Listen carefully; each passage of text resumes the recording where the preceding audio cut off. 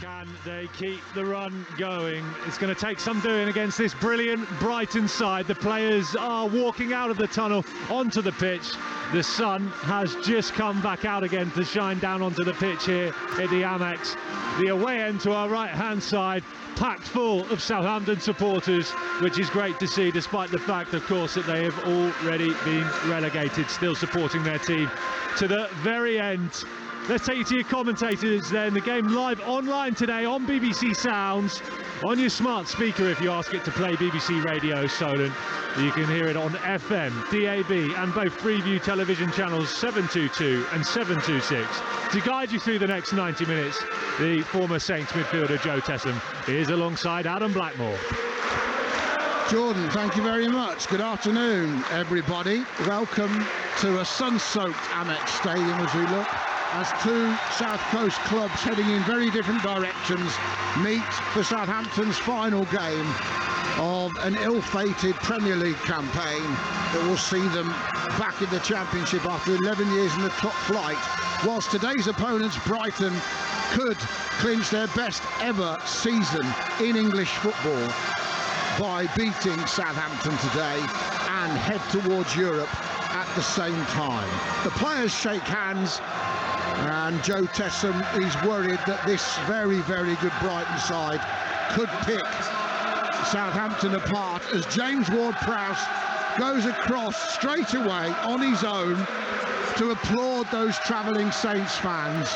Whether that's indicative of a man who wants to thank them for being on the travels with him for the last 11 years, who knows? Joe Tessam, what are your early thoughts going into this one? Good question, Adam. Hey, I think a lot of us kind of with James Ward-Prowse when his interview after last home game, it sounded like he's not going to be here anymore. I take it as a sign of that, and it might as well be a little thank you for all the support he's been getting for.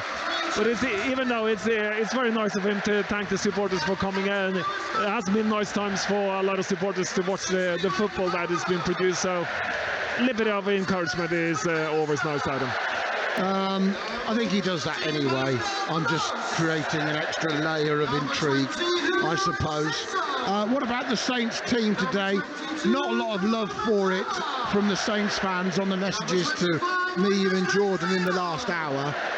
Bree, Bednarek, Lianco, Walker-Peters in front of McCarthy, Lavia, Ward-Prowse, Walcott, Alcaraz, Aribo and Elyounoussi probably off the left, Walcott off the right, in what is effectively a 4-2-3-1 or a 4-4-2.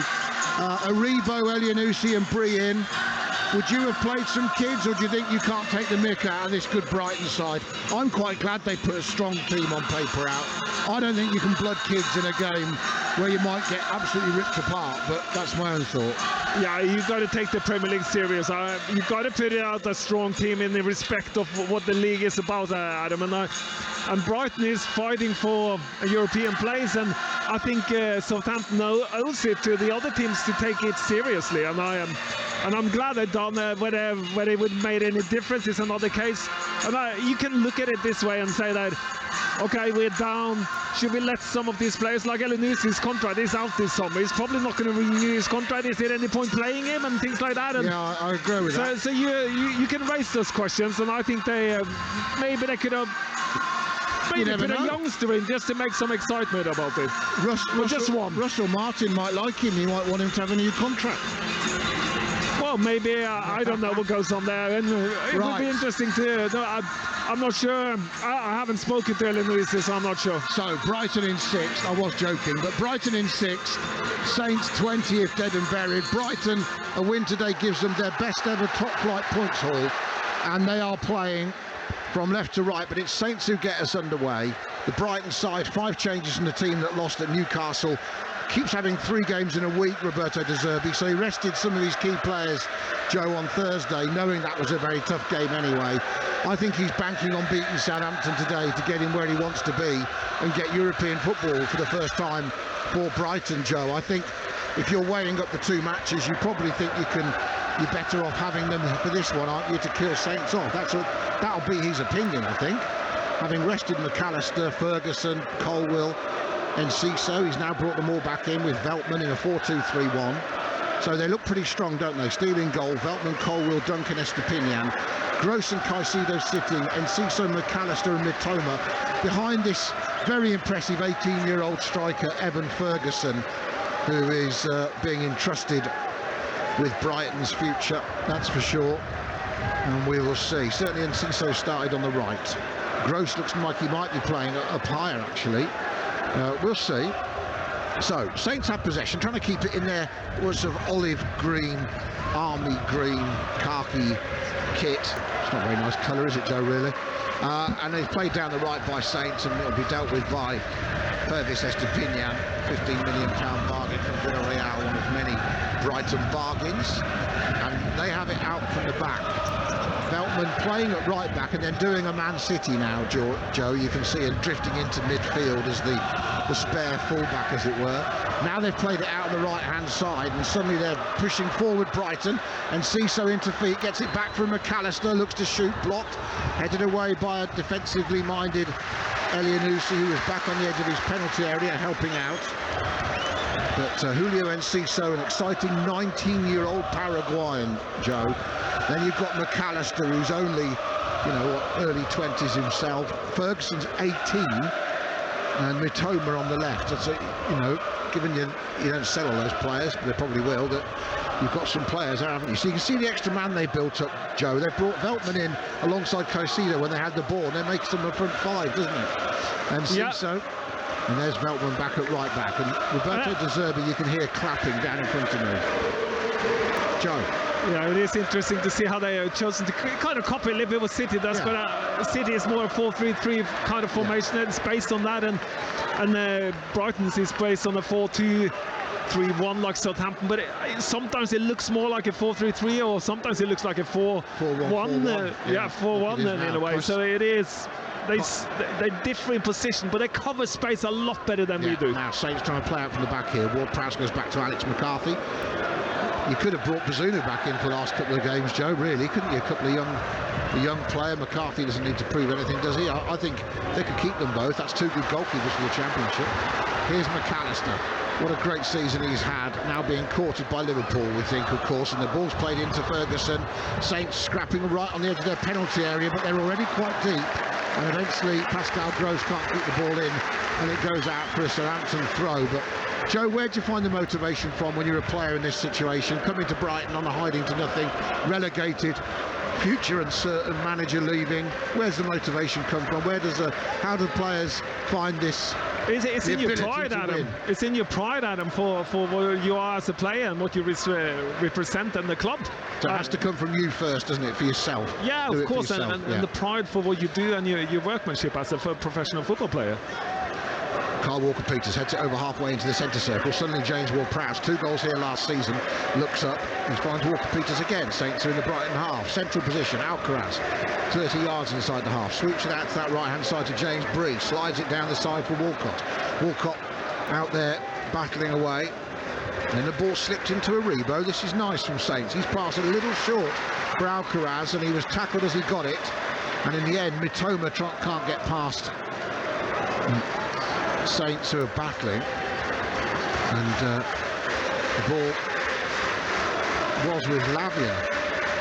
Now Lianco almost caught in possession by Ferguson, just about got the ball away, and then Elianusi has it, slips it cleverly to Alcaraz, gets it back, drifts towards the middle of the park near the centre circle, and again finds some space to play. James Bree out there.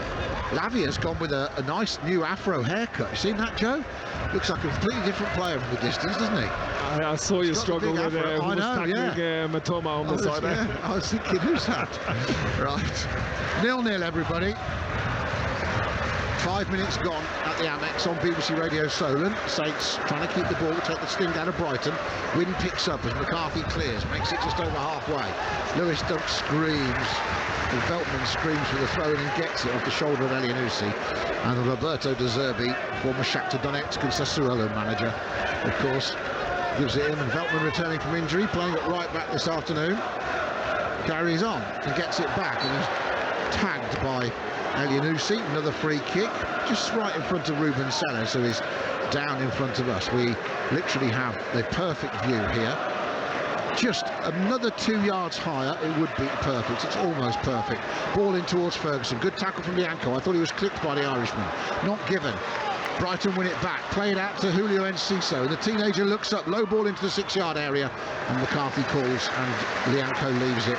And it's gathered up. And I think Lianco was caught there as he got the ball away from the Brighton player. Referee gave him nothing, but he's limping as he tries to recover from that. Alex McCarthy, 34 years of age, back in the team, of course, the last few games. A little bit of grey around the sides now, on the hair. And I was going to say a la Philip Schofield, but that's not probably a bit too topical for anybody, isn't it? He's having a better week than Philip Schofield, that's for sure. 0-0. And ball given away then by Bednarek. Luckily won it back inside his own half.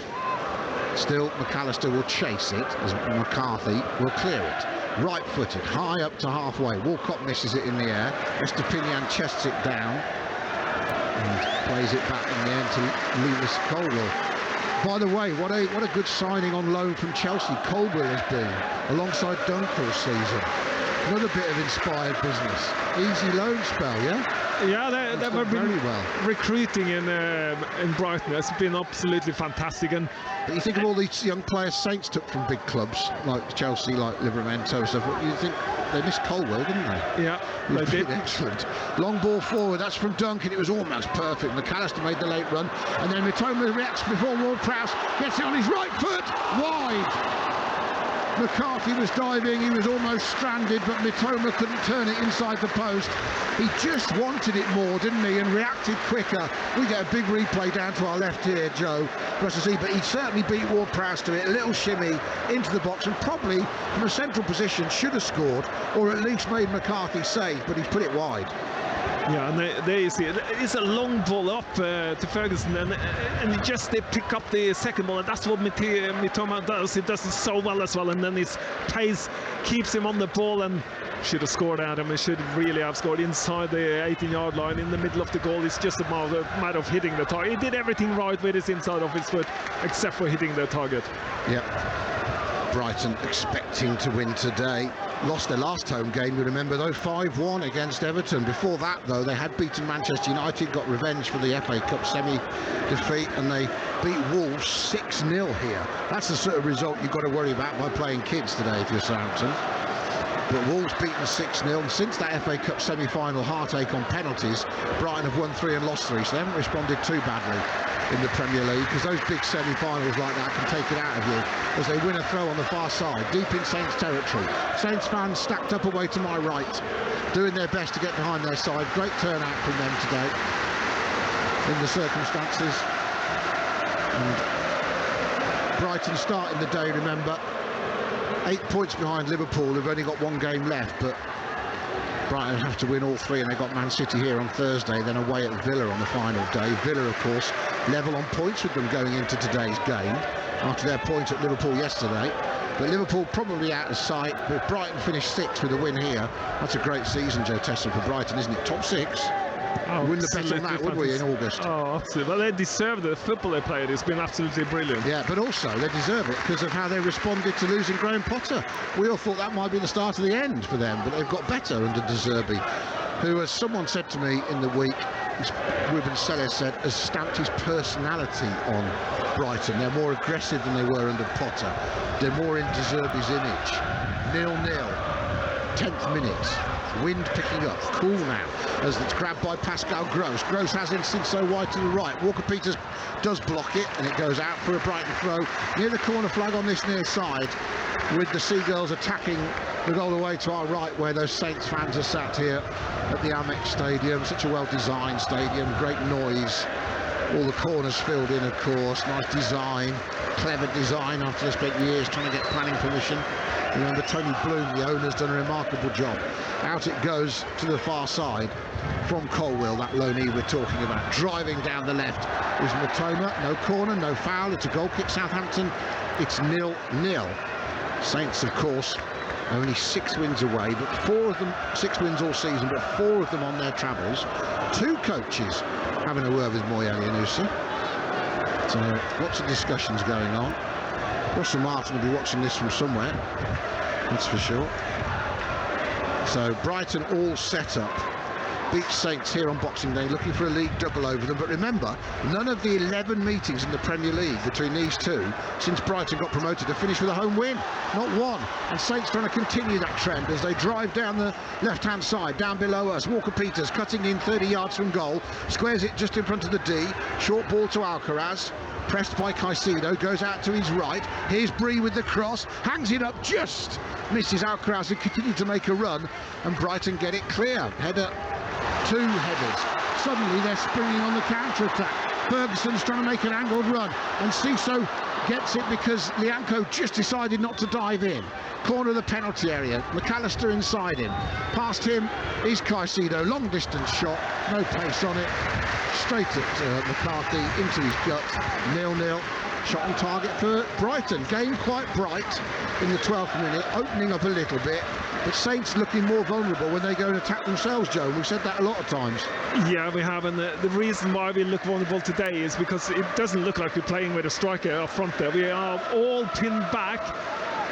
What Brighton does well, they just, when they get up on the pitch, they have every player in our half, and they manage to win the ball back and pick up the second balls and position themselves in positions where the second ball is going to fall down. So they're playing in a positive frame of mind, in the kind of knowing what's going to happen next and where the ball's going to land. West Ham 1, Leeds 1 is the latest score from the 1:30 kickoff. Massive game for Leeds, who took the lead in that game through Rodrigo. Declan Rice has equalised for West Ham.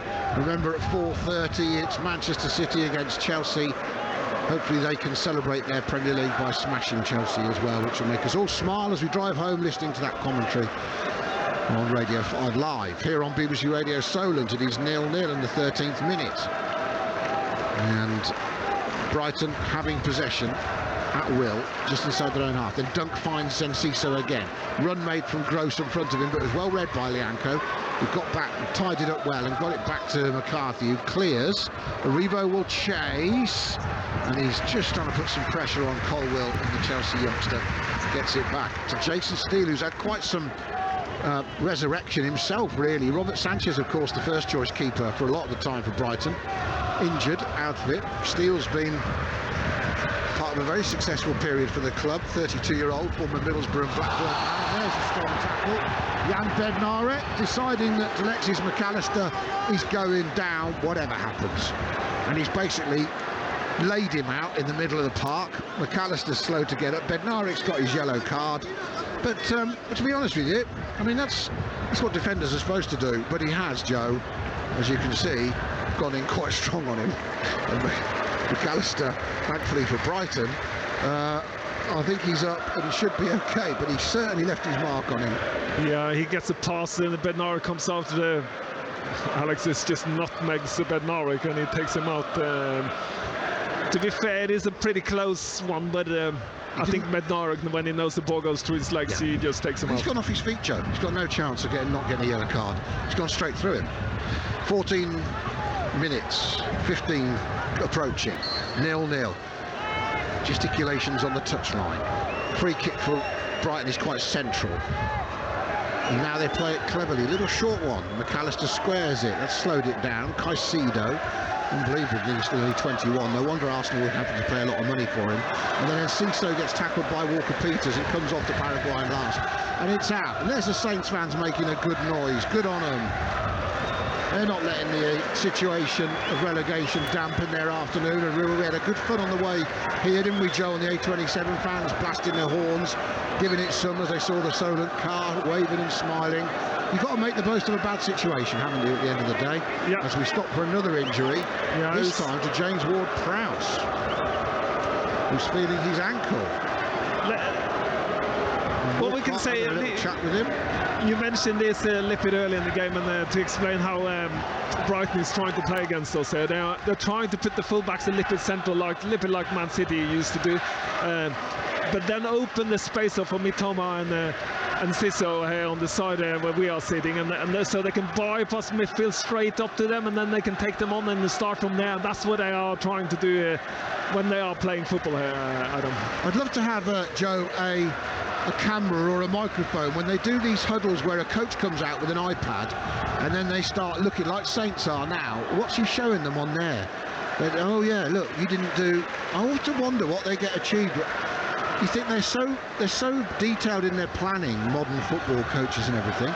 It's interesting, isn't it? They start looking at things and saying, look, do that and then do that, and I know they all adjust as the game goes on.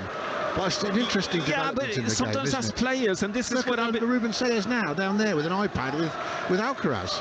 Yeah, the thing for me is, and this shows when I like it when players on the pitch makes decisions when something isn't right, and what you can do is say to Elunisi, make them play inside you, not play on the outside. Don't give them the space on the outside, but that has to come inside the group as well. Someone needs to take charge of that. And the good thing for Alcaraz is, of course, Ruben Sellers is fairly fluent in Spanish, and now Alcaraz gets the ball and he just can't control it, but he gets it back because the Brighton player falls, and there's a break on here. Walcott racing towards the penalty area, one to his left, one to his right. Alcaraz to his right, and he's put it wide, and he puts his hands on his face and puts his shirt over his face to hide his embarrassment.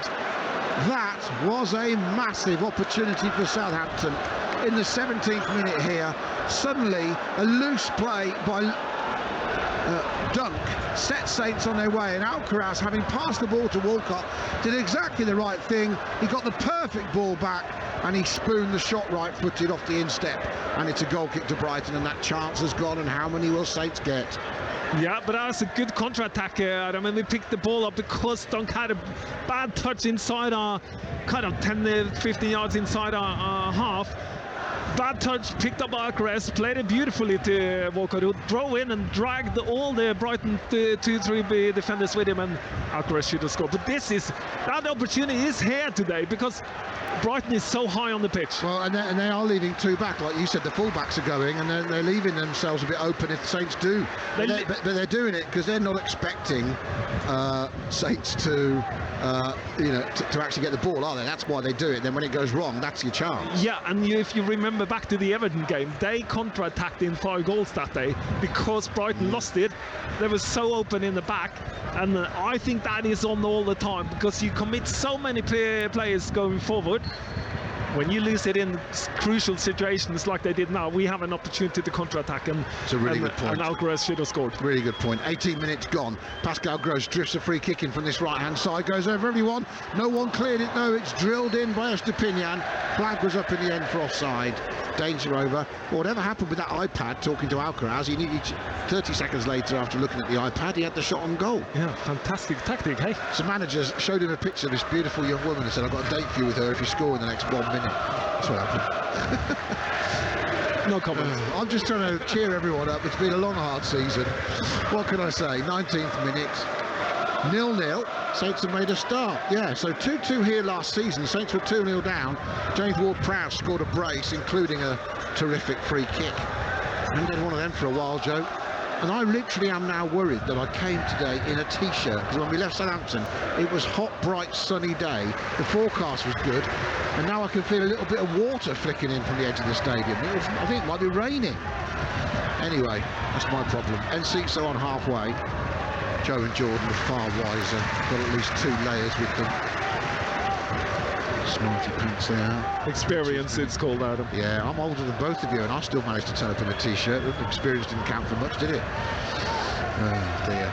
Still, I always like to think I've got a layer of fat that'll keep me warm.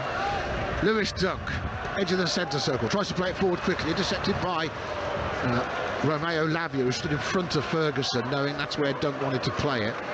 And then James Bree has it on the right-hand side. Tricky job for him today. In the Premier League's like that every week. If it's not Matoma, it's Rashford. If it's not Rashford, it's, who else is going to give... Someone's going to give you a hard time if you're a fullback, aren't they? So, Lianco bringing it out past the first line of the press. Did well. Walker-Peters up to halfway. Drifts inside, and Enciso plays a clever ball looking for Joe Aribo's run. Aribo uses his strength, holds off Levi Colwill. Gets it back to Walker-Peters. Southampton has settled into the game now. Here comes Romeo Lavia. The Belgian plays it to James Bree.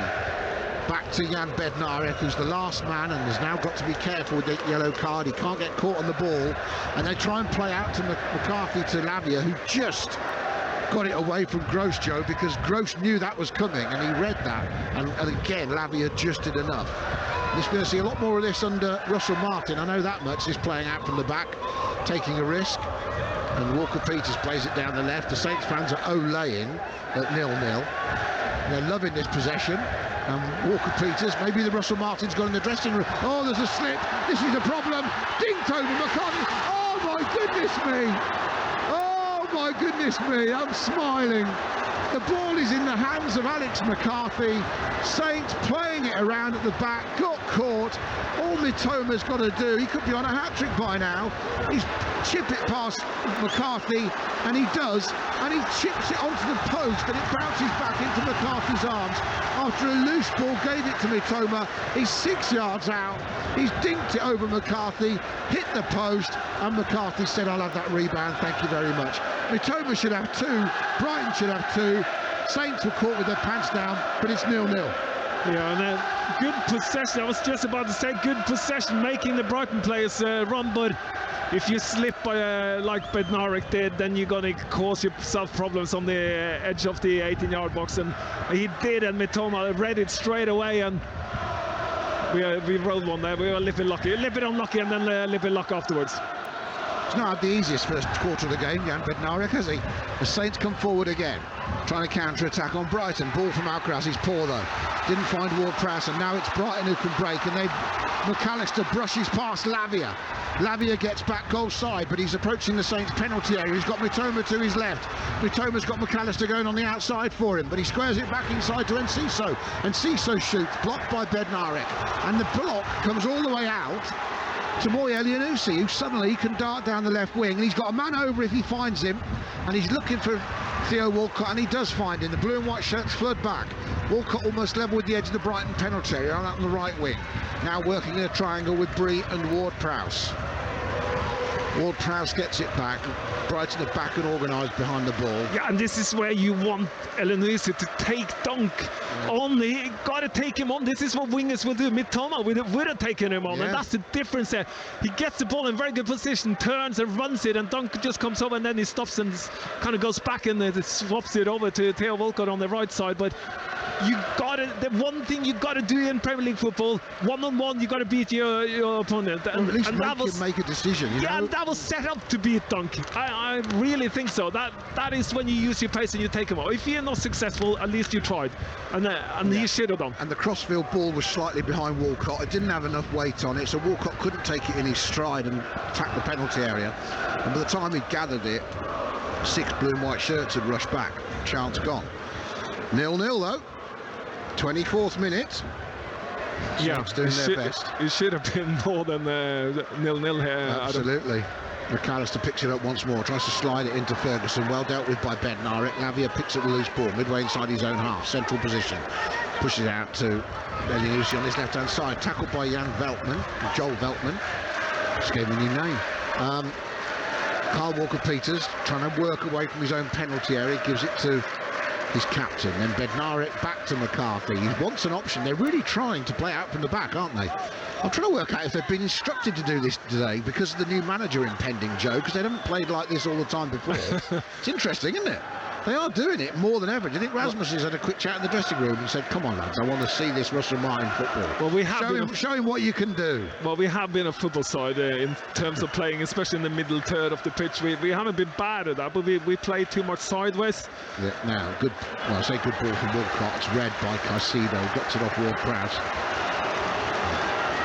And they have it back here.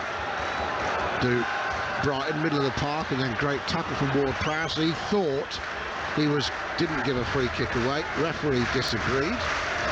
You got to be 5 minutes, 0-0. You got to be good at keeping the ball at him, and I mean every part of the pitch, you know.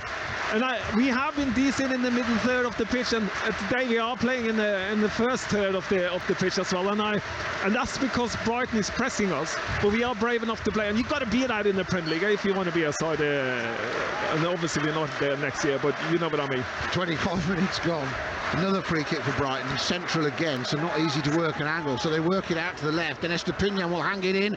Free header in the end, come back out on the left-hand side, and it goes out for a goal kick. But a couple of times now where Brighton have had chances. Mitoma again trying to latch onto that one. He could be on a hat-trick. It's in my fantasy team, so he's letting all of us down. We've had him in there since Christmas. But I'd rather Saints win the game, to be honest. 26th minute, 0-0. And actually, Southampton have not given a bad account of themselves, Joe, I think, so far. And again, they're playing out from Alex McCarthy. This is definitely a change of a tactic, Joe, because this has not happened in every game we've watched in the last 2 months. Now, Alcaraz has done brilliant. Spun around on halfway, tries to slide the perfect ball through them for Walcott. Oh, and he's just about been skipped away. Thank goodness he did by Estepinian. He plays it out left to Mitoma. Brighton got bodies forward again. On the overlap from Mitoma is McAllister back inside. Look for a turn and a shot here from Enciso. He's pushed wide. Gross hangs it to the back post and McCarthy catches it. Danger over. Bright football at both ends. Saints trying to break, but Alcaraz's pass was poor, and it gave Brighton the chance to counter back, and we've got an open game here. 0-0. Could be 2-1. Could be any score, Joe. Yeah, and it was the wrong choice. Good cross by McAllister, but I think the wrong player picked up the ball. It was ready to be put in, wasn't it? Or had a shot on the... And Sisso kind of stole the ball, didn't he? And he shouldn't have done it. So, Brighton have it at the back again.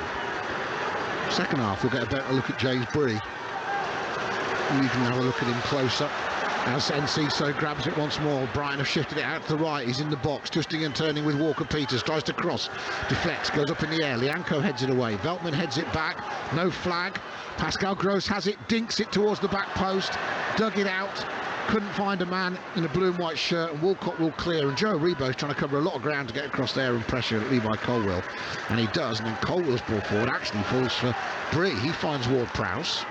Bree has it again, midway inside his own half, and goes back to Alex McCarthy. Saints taking Brighton on here, toe-to-toe with the possession football inside their own box. Walker-Peters to Lavia. The players look like they're enjoying themselves. Maybe this is what happens, Joe, when you don't get the pressure of relegation hanging on your shoulders, because it's gone. Portini gives Saints a free kick. Well, we've got to play possession in our own half because we haven't got anyone on the other half, Adam. So sometimes we're limited. It's a bit hard to work on. It's kind of like Alcaraz and Joe Rebo plays up front with Elenise and Theo Walcott on the other side. But when we are out of possession, it looks like everyone's coming on, and it's a bit hard to see where Joe Rebo is playing. I think he's playing up front there, Adam. I think he is. I said to you, I think he's playing up front, as Enciso has it. And they give it away. Brighton in the middle of the Saints half. You can hear from the groans. Ward-Prowse has it. And the ball eventually played all the way back to Bednarek, who's in his own penalty area. He goes back to McCarthy. Still Brighton chase the ball down. McCarthy left-footed, clears up to halfway. Veltman shrugs off Elianusi, heads it infield. Now it might be met by Caicedo, gets it to McAllister, can turn and look up 25 yards out. Ferguson inside the box, now a low shot, and it goes under and through Alex McCarthy. And Evan Ferguson, the 18-year-old, has blasted Brighton into the lead. It's going to go down as a goalkeeping mistake from McCarthy, but he absolutely lashed it from inside the box like an arrow straight under McCarthy, who couldn't squeeze it out as he fell on it, and it went under him and through into the net. It's Brighton 1, Saints 0. Evan Ferguson, the 18-year-old Irish sensation, has his 5th Premier League goal of the season. Lip it easy. We lose the ball in midfield, and it is kind of Lavia is not strong enough against Caicedo, I think it is, in there. And they play it to Alexis McCarthy, and he just turns, plays it out to Ferguson, just has a ping, he just pings it, and it goes through Lianco's legs and under McCarthy, and a little bit difficult to know whether you can blame because it comes so fast through Lianco's legs from a short distance. But it's just a ping in the middle of the goal, and I agree. I think the keeper should do better, Adam. Either way, it's 1-0 to Brighton, and that's taken the pressure off the home side on the verge of their best ever season in English football. And the home fans know it, and they've had a great season. Bergson's goal goes down as a 29th minute strike, but Alex McCarthy will not want to see that again.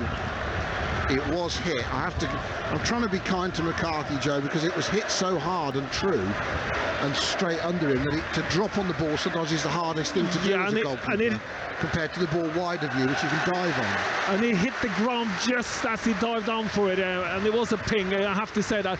My most disappointing thing is that Lavia Casado got away with that in the second ball and got away from Lavia. Not by much, but not just enough to be in control of the ball and then play it to Alexis McCarthy, and that's where the situation starts. I'm loving the fact that we're going to add Alexis McCarthy to your Jason Mount collection.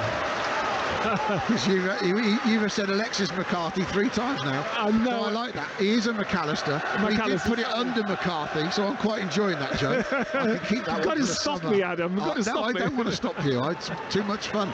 32nd minute, Saints trail. BBC Radio, so that's the voice of former Southampton forward. Do you like being called a forward? I don't want to call you a utility player. Do you like forward more than anything? Attacking midfielder? Doesn't matter. Southampton and Norway, as Walcott goes through into the box, a great play from him, and he tried on the run from an angle to hit it with the outside of his right foot and bend it inside the far post, but couldn't get the control on the shot that he wanted, and in the end it went well wide. But Southampton have been spiky. I like the way they've tried to come back from going a goal down, but he should have, if he had a left foot, he should have hit it with that.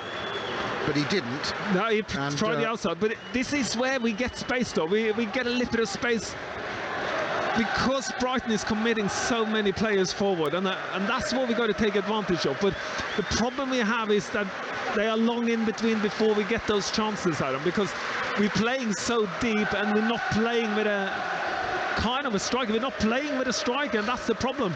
Well, we are, but I think they're not strikers. So in other words, no, yeah, but he got to keep himself in between the 2 centre halves, and you can see Duncan and the other centre half. They're just passing the ball without any pressure on them. Him and Alcaraz are trying to do that, Joe, and they're just young men who are running around trying to impress, aren't they? But you're right. Sometimes it's about not running around, as Walker Peters did brilliant, and then Alcaraz with a naughty little afters, I think, on Enciso. He's complaining to the linesman that Enciso's making the most of it. The Argentinian will definitely have no problem conversing with the Paraguayan, Joe. Paul Tini's going to have a look at this. Has he got a card out here for Carlos Alcaraz? He has, and Alcaraz can't believe it. And Walker Peters have got the ball and done brilliantly with a tackle. But we'll see. We'll get a replay now at home to see what Alcaraz did. Oh, did he might have just let his elbow stay up straight into Enciso's face. Let's have a look. We'll get another look here. No, I'm not sure if it was his elbow in the end or just his hand. Trying to get the right angle here, like I think VAR probably wants to do. Maybe a shoulder. How do you see that, Joe? I don't think it is a free kick either. I think it's just he comes in to stop him because they're running into 2 different directions, and Alcaraz goes in and blocks him from getting it away. And maybe Argentinians don't like Paraguayans. Maybe, but I don't. He certainly left his shoulder in there, didn't he, to bunt him off him. The thing I would like to say in it is that they wouldn't have impacted any on the course of what happened next, because the situation was kind of gone. I know, and in fact, Walker Peters have done well now. Brighton played into McAllister, left-hand corner of the penalty area. Low ball in towards Ferguson. Great block by Lianco. Ferguson's down. He's put his hand up, I think, asking for some help. Lianco's down. Lavia's down. It's like a war field out there. And I just saw Roberto De Zerbi jumping up and down, furious. And to us, it looked like Brighton were just passing the ball along the back 4, but he obviously saw an opportunity that they didn't spot from the pitch to put the ball in a certain area. It's always funny when that happens. The game looks to be in a fairly easy moment. This is a little bit of a tricky one, because it hits Lianco's arm when he goes down for a tackle. Well, you better explain to the listeners who can't see the pictures on your replay. What have you just seen that I didn't see? Yeah, so the ball is played into Alexis McAllister, just to get it right. McAllister, yeah. No, yeah, he's finding those spots in between the 2 holding players and the back 4. He turns, then plays it outside, and it crosses in. Ferguson goes in to put his side foot onto the ball, misses the ball. Lianco's gone down to his kind of left side to tackle that shot from Ferguson. he misses the ball, and as Lianco goes down, he hits his arm that he's gone down to protect him from landing on the ground. So he's not gone hand to ball. The ball's gone to his hand. Yeah? The ball has gone to his hand, but he has hit his hand inside the box. Yeah. And that is always a worry when you play in the today's rules, Adam. Yeah. Big screen here showing the Brighton owner, Tony Bloom. No doubt a happy man after all the money he's ploughed into this club, but also the club he loves and all the pleasure he's getting from watching them play. I'm sure it's as important to him as the money which he'd already made, of course, in life. Evan Ferguson is back up and okay. Lavia is okay. The man coming off worst from the collision is Lianco, who's gingerly walking towards the sidelines like Evan Ferguson, the goal scorer today. But like I said, you think of the players that have left Brighton the last year, Trossard, Cucurella and Mope, and then they signed João Pedro from Watford earlier this month. Joe got in early, signed him, 21-year-old Brazilian forward, so another young talent coming to Brighton who's got experience in the Premier League and the Championship. They're without Jakob Mulder, Lallana, Webster, Lamptey, March, Sarmiento and Sanchez today, and they still look like an absolutely brilliantly well-oiled machine, and they've got players, good players in the right positions, round pegs in round holes, as Dave would say. Lianco's jogging back round, him and Ferguson both trying to come back on, and really, rather than wait for a passage of play, just let them back on the pitch together, and they do. And Brighton have it with them. They have the 1-goal lead, just under 9 minutes to half-time. And there's Moises Caicedo. Out it comes now to Julio Enciso. Evan Ferguson's touch is a bit heavy, but him and Lianco together again. Lianco shepherds it out of play for a throw to Saints, but they're right down on this near side near me to my right by the corner flag. They're going to have to work their way out of here, Southampton, with this throw in front of their own fans. Trailing by that goal from Ferguson. Let's be honest, Mitoma should have scored 2 before Ferguson scored, but Saints have had 2 or 3 bright opportunities themselves. Yeah, good opportunities, good turnovers and quick turnovers, which we have kind of been missing a little bit in the other games, when you got a chance to do it quickly. Now Ward-Prowse can't keep the ball, and then Brighton play around him, and this all came from Lianco's high, long clearance from his own goal line, but Brighton took control of the ball again, and they have it, and all the Saints players are back in their own half. BBC Radio Solent, Brighton 1, Southampton 0, the last away Premier League game of the season. And if you join us for the away games only because you go to the home matches and don't listen with your earpiece, then thank you very much for listening to our away coverage this season. From myself and Joe's, loved his first season, I think. And, you're waiting for a response. We've had some fun on our travels, and I hope you've enjoyed it at home, and certainly we've had a great response to having Joe on the team, so thank you, Saints fans, from us. Free kick Southampton inside their own half as we get closer to half-time. We've had some fun, haven't we? We can't share with the listeners some of the fun we've had chatting in the car on the way up and back to what happens in the car stays in the car. That's the way it should be. We're approaching half-time. Not far now, just over 5 minutes. Saints still in this. Next goal's massive, of course. We always worry, this Southampton team go 2 down, whether they've got the gumption to get back into it. We have opportunities, Adam. We have had a couple good opportunities. Yeah. Now, they're giving the ball away again, and this time, before Lavia falls over, doesn't get a free kick. Mitoma's down the left. That's a great ball. Evan Ferguson, 2-0. 8 yards out. Saints players surround referee Paul Tierney. They're not happy. They thought there was a foul earlier in the move. Paul Tierney's put his hand to his ear. He's heard something. Maybe VAR is going to check something, whether it's an offside or whether it was how Lavia didn't get the ball.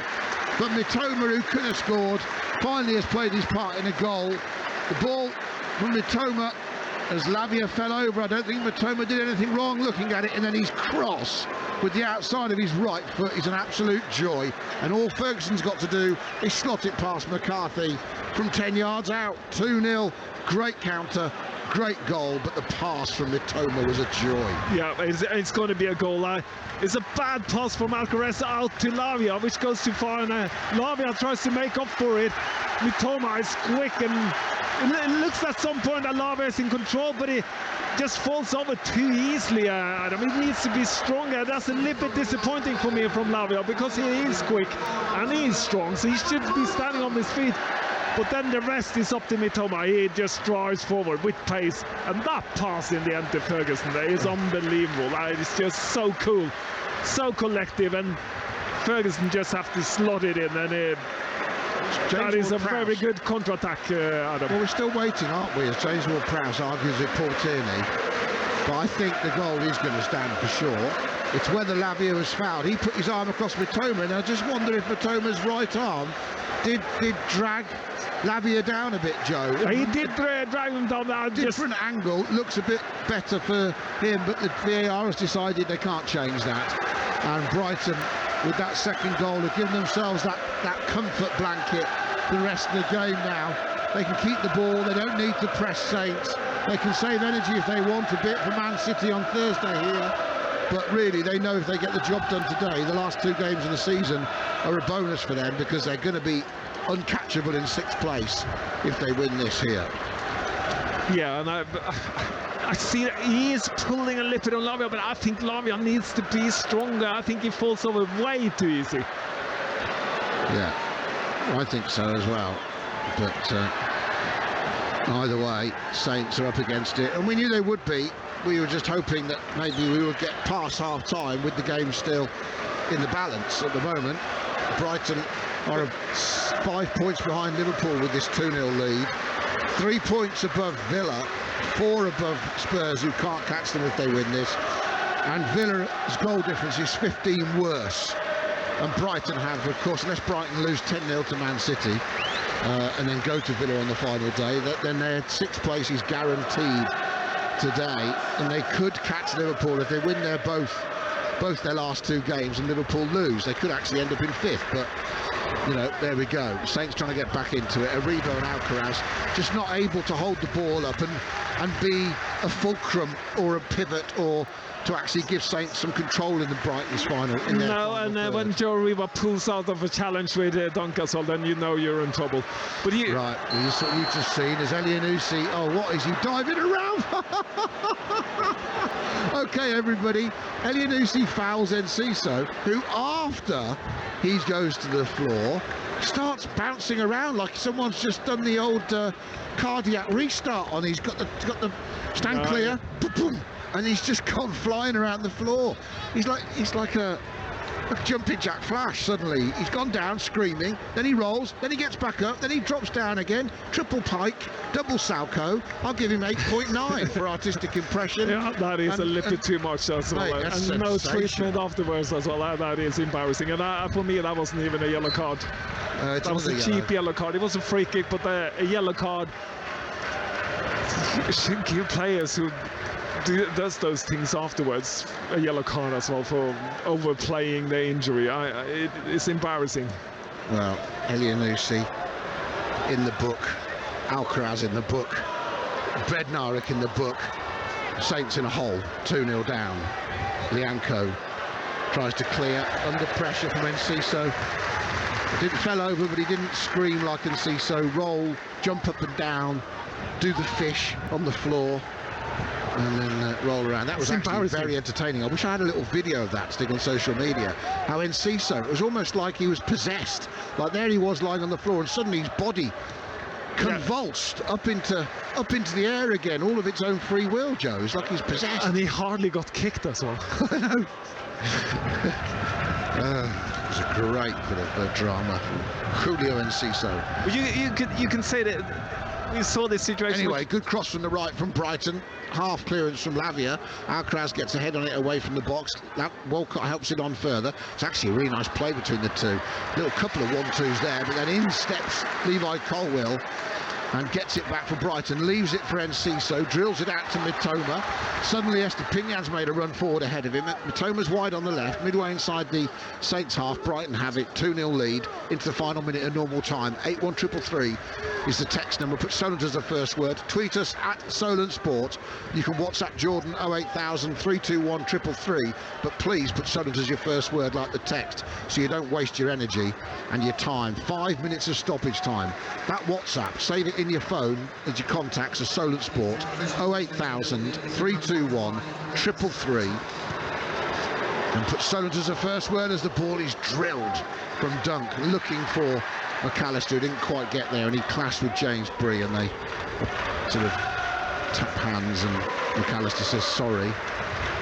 But you can also go back to this situation with which hardly was a free kick here on Enciso, and then you got Lavio. He got pulled, so you can go, why did you let that one go and not this one? And sometimes you want to. Well, it's because Enciso screamed and made it worse. Well, so did Lavio. He was kind of putting his arms up, but he didn't do the fish. I think that was desperation from Lavio, wasn't it? Because he knew they were in trouble when he didn't get it. I think so too, and I don't think that was a free kick. I'd rather him have been stronger and not let Mitoma knock him over, because he could have stayed in Mitoma's way. He should have stayed up strong and stopped him running round him. And that brings me to the next point: how important pace is in the Premier League. Yeah. Mitoma's got that over short distances particularly. That's a lovely first-time ball. There's Ferguson. Not bad for an 18-year-old, is he? Out on the right to Enciso. He was only a teenager himself. Saints, of course, were given the most minutes in the Premier League to players under 21 this season, and it's cost them relegation. Over 7,300 of them, but Brighton are a young side. Veltman out to Pascal Gross, crosses. Lavio got back to intercept. Ferguson was sniffing a hat-trick, and then Walker-Peters falls down, and Portieri gives him a nice free kick to calm things down deep inside his own penalty area. But Pascal Gross causing the danger. He's had a great season. I mean, he's no 31 years old, never blessed with a lot of pace, Joe, Pascal Gross, but he seems to have got better, and as you keep thinking the next generation of players will come along and knock him out the Brighton team, he just seems to get better and better. Terrific professional. Played for Ralph, of course, at Ingolstadt before coming to Brighton, but at 31 years now they play him as a sitting midfielder, they play him as a fullback sometimes, as an attacking wide man. He's a great pro to have around the place for De Zerbi, who hasn't binned him as an older player. He's actually got the best out of him, I'd suggest. Yeah, I'm sorry, I was looking at something else while you were talking. I'm looking a little bit at Ruben Selles and Elunisi, because they keep having this conversation, and Elunisi isn't happy with one thing, which I kind of agree with him, is that Brighton is playing it too easily into the wingers. Yeah. And Elunisi is trying to communicate that to Ruben Selles, but he doesn't seem to get anywhere. Ball forward in towards Gross, who plays it back to Veltman. Beneath us on this Brighton right. Stoppage time at the end of the first half on BBC Radio Solent Sport. Brighton 2, Southampton 0, the last away league game of the season in the Premier League, going like many others as Dunk dispossesses Southampton, and now they break again. They've got 5 blue and white shirts forward. Here's Mitoma in the box off the left, low one in towards the side netting, didn't get a touch. McCarthy. It was a great finish from Mitoma. He could have had a hat-trick in this first half, but hasn't got a goal. He has got an assist. It's a goal kick. Yeah, and another turnover when Alcaraz has lost the ball again. He's kind of committing, he's trying to go forward and create something, because he's kind of in on the half, and then he wins the ball and has to drive so far just to get anywhere onto Brighton's half. So you say to me that you like wingers, you want them to take the men on and have a go. Yeah, I do. And get tackled, everyone needs to react. You kind of have to react to, but the problem he has, because he hasn't got a striker in front of him, he becomes the midfield player and strike in one go, and he then wins the ball. Like Brighton, when they win the ball, they have Ferguson up there who they can play it to, who is a threat, who occupies the 2 centre-halves. We have no one occupying the 2 centre-halves. So even though Aribo's playing as a striker, you're saying they're playing too deep to be effective. Yeah, like he's more like a midfield player than a striker, and I want to see him up there causing problems. I feel sorry for Joe Aribo this season. He started well. I think Ralph had him ticking in August. He came with a great reputation after doing well at Rangers, playing brilliantly in the Europa League final, Joe. And then as the season's gone on, he's been used less and less by successive managers. I mean, it's been an absolute horror for him, to be honest, coming all the way from Rangers and the fun he had up there to what he's come into this season. And I think he's a willing player. I think he's a good lad, Joe Aribo. Yeah, but he's one of those, again, a lot of the players we have in the team are not playing in the right position. Yeah, we haven't used him right, and I think he's a handful. I think he is a handful, and I think if you get him in the right position, he's kind of meant to play up there with Alcaraz, but then he falls down into midfield, and the Colville and Dunco are the centre halves for Brighton. They have an easy day. Yeah, you can play him midfield or play him off the front, He'd like to play off the front, and when he gets the ball to his feet and around the box, he's a problem. That is half-time at the Amex Stadium, everybody. Brighton cruising to an 18th win in 36 games in this Premier League season, thanks to a brace from Evan Ferguson, their teenage Irish striker. He scored first in the 29th minute from Alexis McAllister's pass when he drilled the ball under Alex McCarthy from 12 yards out with a fiercely struck shot. And then 11 minutes later, just as we wanting Saints to get to half-time, just 1-0 down at worst, Ferguson got his second from an absolutely wonderful pass with the outside of his right foot from Tyrone Mitoma, which put it on a plate for him. And Saints head off down the tunnel away from home again behind. They've shipped 3 goals in their last, at least 3 goals in their last 3 away games, and they've shipped 2 by half-time here at Brighton. Plenty more to come. Your thoughts, please, on the tweets, the texts and the WhatsApps for Jordan. Half-time at the Amex Stadium. Brighton 2, Southampton 0. This is BBC Radio Solent Sport.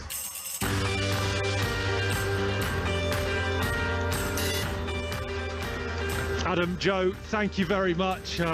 Sorry to put you through against St Stan's, but half-time here at the Amex, and here's what happened over the first 45 minutes. Like I say, though, gets it to McAllister, can turn and look up 25 yards out. Ferguson inside the box, now a low shot, and it goes under and through Alex McCarthy. And Evan Ferguson, the 18-year-old, has blasted Brighton into the lead. It's going to go down as a goalkeeping mistake from McCarthy, but he absolutely lashed it from inside the box like an arrow straight under McCarthy, who couldn't squeeze it out as he fell on it, and it went under him and through into the net. It's Brighton 1, Saints 0. Falls over, doesn't get a free kick. Mitoma's down the left. That's a great ball. Evan Ferguson, 2-0. 8 yards out. Saints players surround referee Paul Tierney. They're not happy. They thought there was a foul earlier in the move. As Lavia fell over, I don't think Mitoma did anything wrong looking at it, and then his cross with the outside of his right foot is an absolute joy. And all Ferguson's got to do is slot it past McCarthy from 10 yards out. 2-0. Brighton are very, very good, but Saints have certainly helped them on their way this afternoon. At Solent Sport on Twitter to have your say. 08000 321 333 on WhatsApp. Make Solent the first word, or you can text 81333. Again, start your messages with the word Solent, please. Don't forget, text messages charged at your standard network rate. We can talk about the first half performance. We can talk about what you want to see in the second half. We can look much further ahead, maybe to the appointment of Russell Martin and what's to come next season in the Championship. Hello to Paul. Very simple, says Paul. Bring your strikers on, go 4-4-2, get at them and have a go and show some passion and have some pride. Paul, you sound awfully like Dave Merrington, who joined us on the season review on Tuesday night.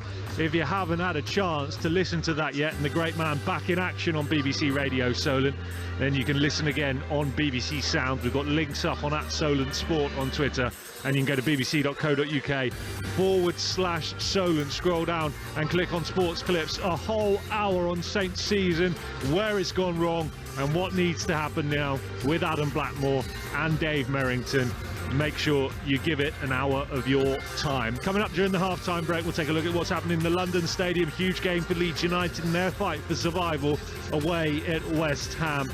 And we're going to look ahead to the start of the T20 cricket season as well for the Southern Vipers and the Hampshire Hawks this week, where we bring you live commentary of every game again on BBC Radio Solent. I'll read out the best of your messages as well. You're listening to the home of live sport across the south. BBC Radio Solent Sport. BBC Radio Solent. The days are getting longer and the weather is getting warmer. And this spring, make sure you take BBC Radio Solent with you. You can listen live, pause, rewind, and catch up on the BBC Sounds app. So, whether you're taking a stroll through the park or sorting out the garden, we'll be there for you. BBC Radio Solent, the sound of the South. Jordan Clark. BBC Radio Solent Sport. Just gone 4 minutes to 3. BBC Radio Solent Sport live from the Amex Stadium, where Southampton are 2-0 down at Brighton in their final away game of this Premier League season. Liverpool to come on the last day of the season next Sunday. Another game, of course, we will bring you live on BBC Radio Solent Sport. Thank you to Rob, who's been in touch from Waterlooville. Says it's been another bleak season, but could we please let Joe Tessam know that we all knew he had the biggest shoes to fill in football analysis this season. He's done a terrific job. Rob, thank you very much for that. Joe's just nipped to get a cup of tea, but I will let him know when he comes back. And you're spot on, aren't you? He's getting better with every game that goes by. And thank you very much for getting in touch to say that this afternoon, and for listening to BBC Radio Solent Sport over the course of what I know has been a very difficult season, I'm sure, for you. Hello to Phil Palmer, says, I just don't understand it. Same old, same old. Why not give the youngsters a go? What is there to lose? Yeah, Phil, it's an interesting point, isn't it? Adam and Joe spoke about it before the game, and the fact that there was the fear that you'd come here and you'd get battered by Brighton with the youngsters in the team. But if you're going to come and get battered by Brighton anyway, why not give them a go and have a look at them? Maybe they could make a huge impact next season in the Championship. You remember when Bournemouth went down, the season they came back up, of course, Jordan Zamora, Jayden Anthony coming out of the academy and playing a big role in that promotion season. I think when no one at Bournemouth really expected them, even the coaches, because they had so many injuries, had to use them. I think now may be a good time to have a look at them, even if it is a Premier League game against a really strong opponent. Some more of your messages to come in a moment. Let me just tell you what's happening at the London Stadium. So this one kicking off at 1:30. Leeds with a chance to move out of the relegation zone, put survival in their own hands on the final day of the season after Everton dropped points yesterday. They went 1-0 up in the first half through Rodrigo. They were then pegged back by Declan Rice. There is just over an hour gone in that game now, and it is still 1-1 between West Ham and Leeds. So that wouldn't be enough to lift Leeds out of the relegation zone, leave them a point behind Everton heading into the final round of games next weekend. Leicester, of course, still with hopes of survival, play tomorrow against Newcastle. Your game to come later on in the Premier League is Manchester City against Chelsea at 4. Of course, Nottingham Forest win against Arsenal last night, sealing the Premier League title for Manchester City, and Nottingham Forest survival as well. So there'll be a celebration, I'm sure, at the Etihad later. In the Women's Super League, Chelsea have beaten Arsenal 2-0. Everton are 2-1 up against Brighton. At half-time, it's Aston Villa 2, Liverpool 2. You've got Leicester against West Ham to come at 3, and Manchester United against Manchester City in the Manchester Derby at 6:45. There's the FA Trophy final as well, which starts at 4:15 today. FC Halifax against Gateshead. The FA Vars final has already happened. I'll try and get you a full-time score from that one, you non-league fans, in a moment as well. And I'm going to come to some more of your messages. First, though, I just want to have a quick look ahead to the T20 season, which starts on BBC Radio Solent this week. We've got the Vipers in action first in the Charlotte Edwards Cup. They are the reigning champions, so they get their campaign underway on Tuesday. Their defence of that cup, they take on the South East Stars at Falkland Cricket Club in Newbury. It's an 11 o'clock start, live on BBC Radio Solent via the BBC Sport website and app. Vipers all-rounder Emily Windsor has been looking ahead to the start of the competition with Kevin James. We're really excited. I think, obviously, being champions last year, we're very keen to get the trophy back to the Ageas Bowl, but yeah, the group are feeling really good and really up for it. I think we've got a really nice balance in our side, and it's going to be very competitive to get into that first 11. We've already, I mean the team as well, but I mean the competition. If you just take the Rachel Hayhoe Flint, you guys are already finding the competition tough. Do you expect it the same for this 20 over competition as well?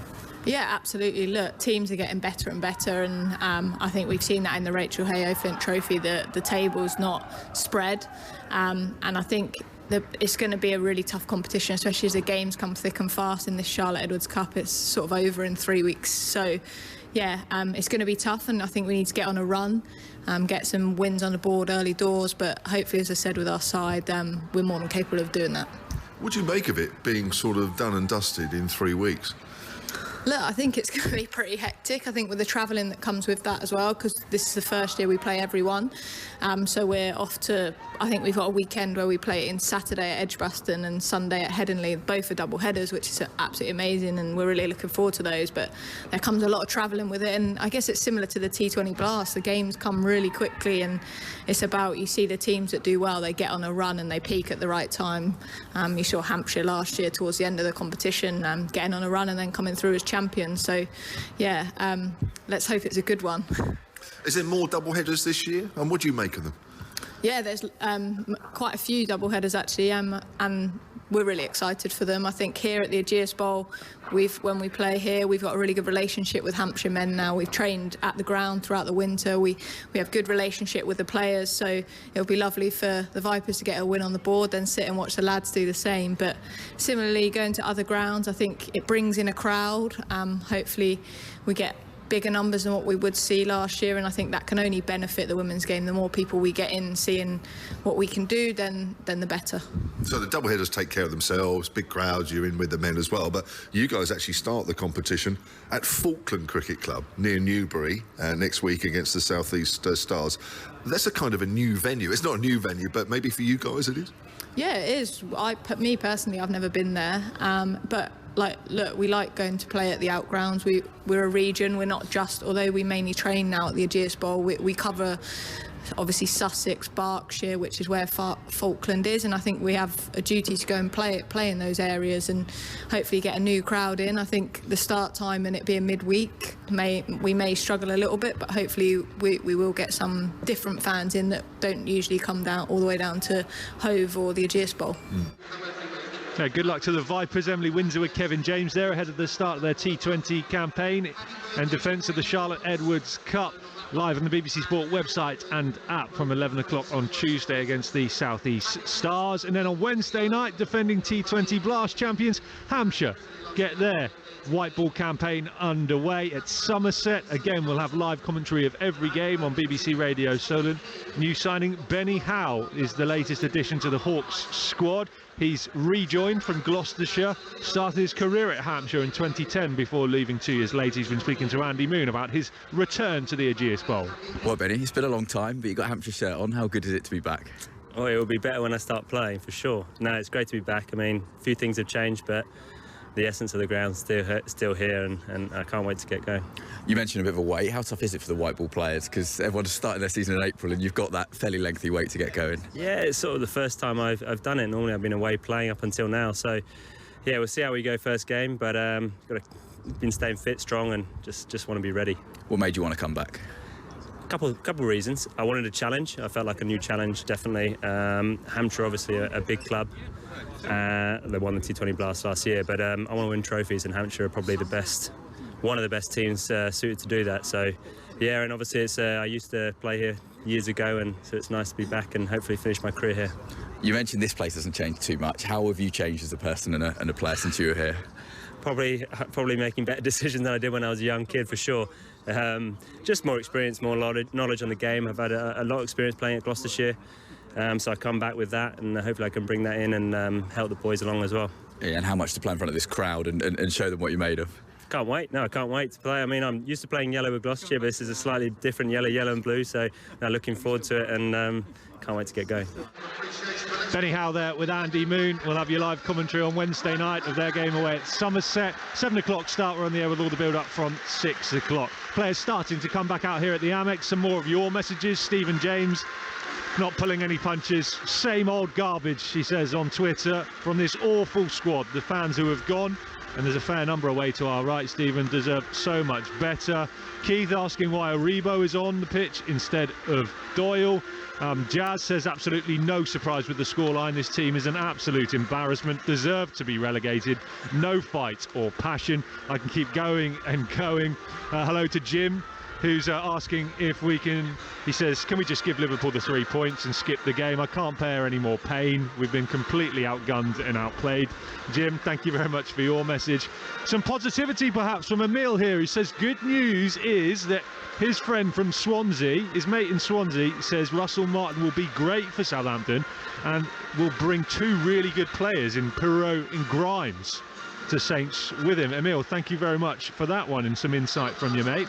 No name on this one. Someone listening in from Bournemouth Beach.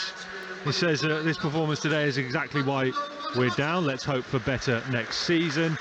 Saints players back out. Thank you again to Josh, who's listening in on BBC Sounds from the Amex today. Says just utter shambles in that first half. Let's hope for better in the next 45 then. BBC Sounds, FM, DAB and Freeview. Your commentary team, Joe Tessam, alongside Adam Blackmore. Thank you, Jordan. Welcome back, everybody. I sold Jordan a dummy earlier, bless him. I told him the game wasn't online today, but it is. No good at promoting my own output, am I? OK, Facundo Buonanotte. He's on for Brighton as a half-time substitute. He's on for Enciso, who hasn't recovered from that bullet he took from the sniper just after earlier news. He tripped him up.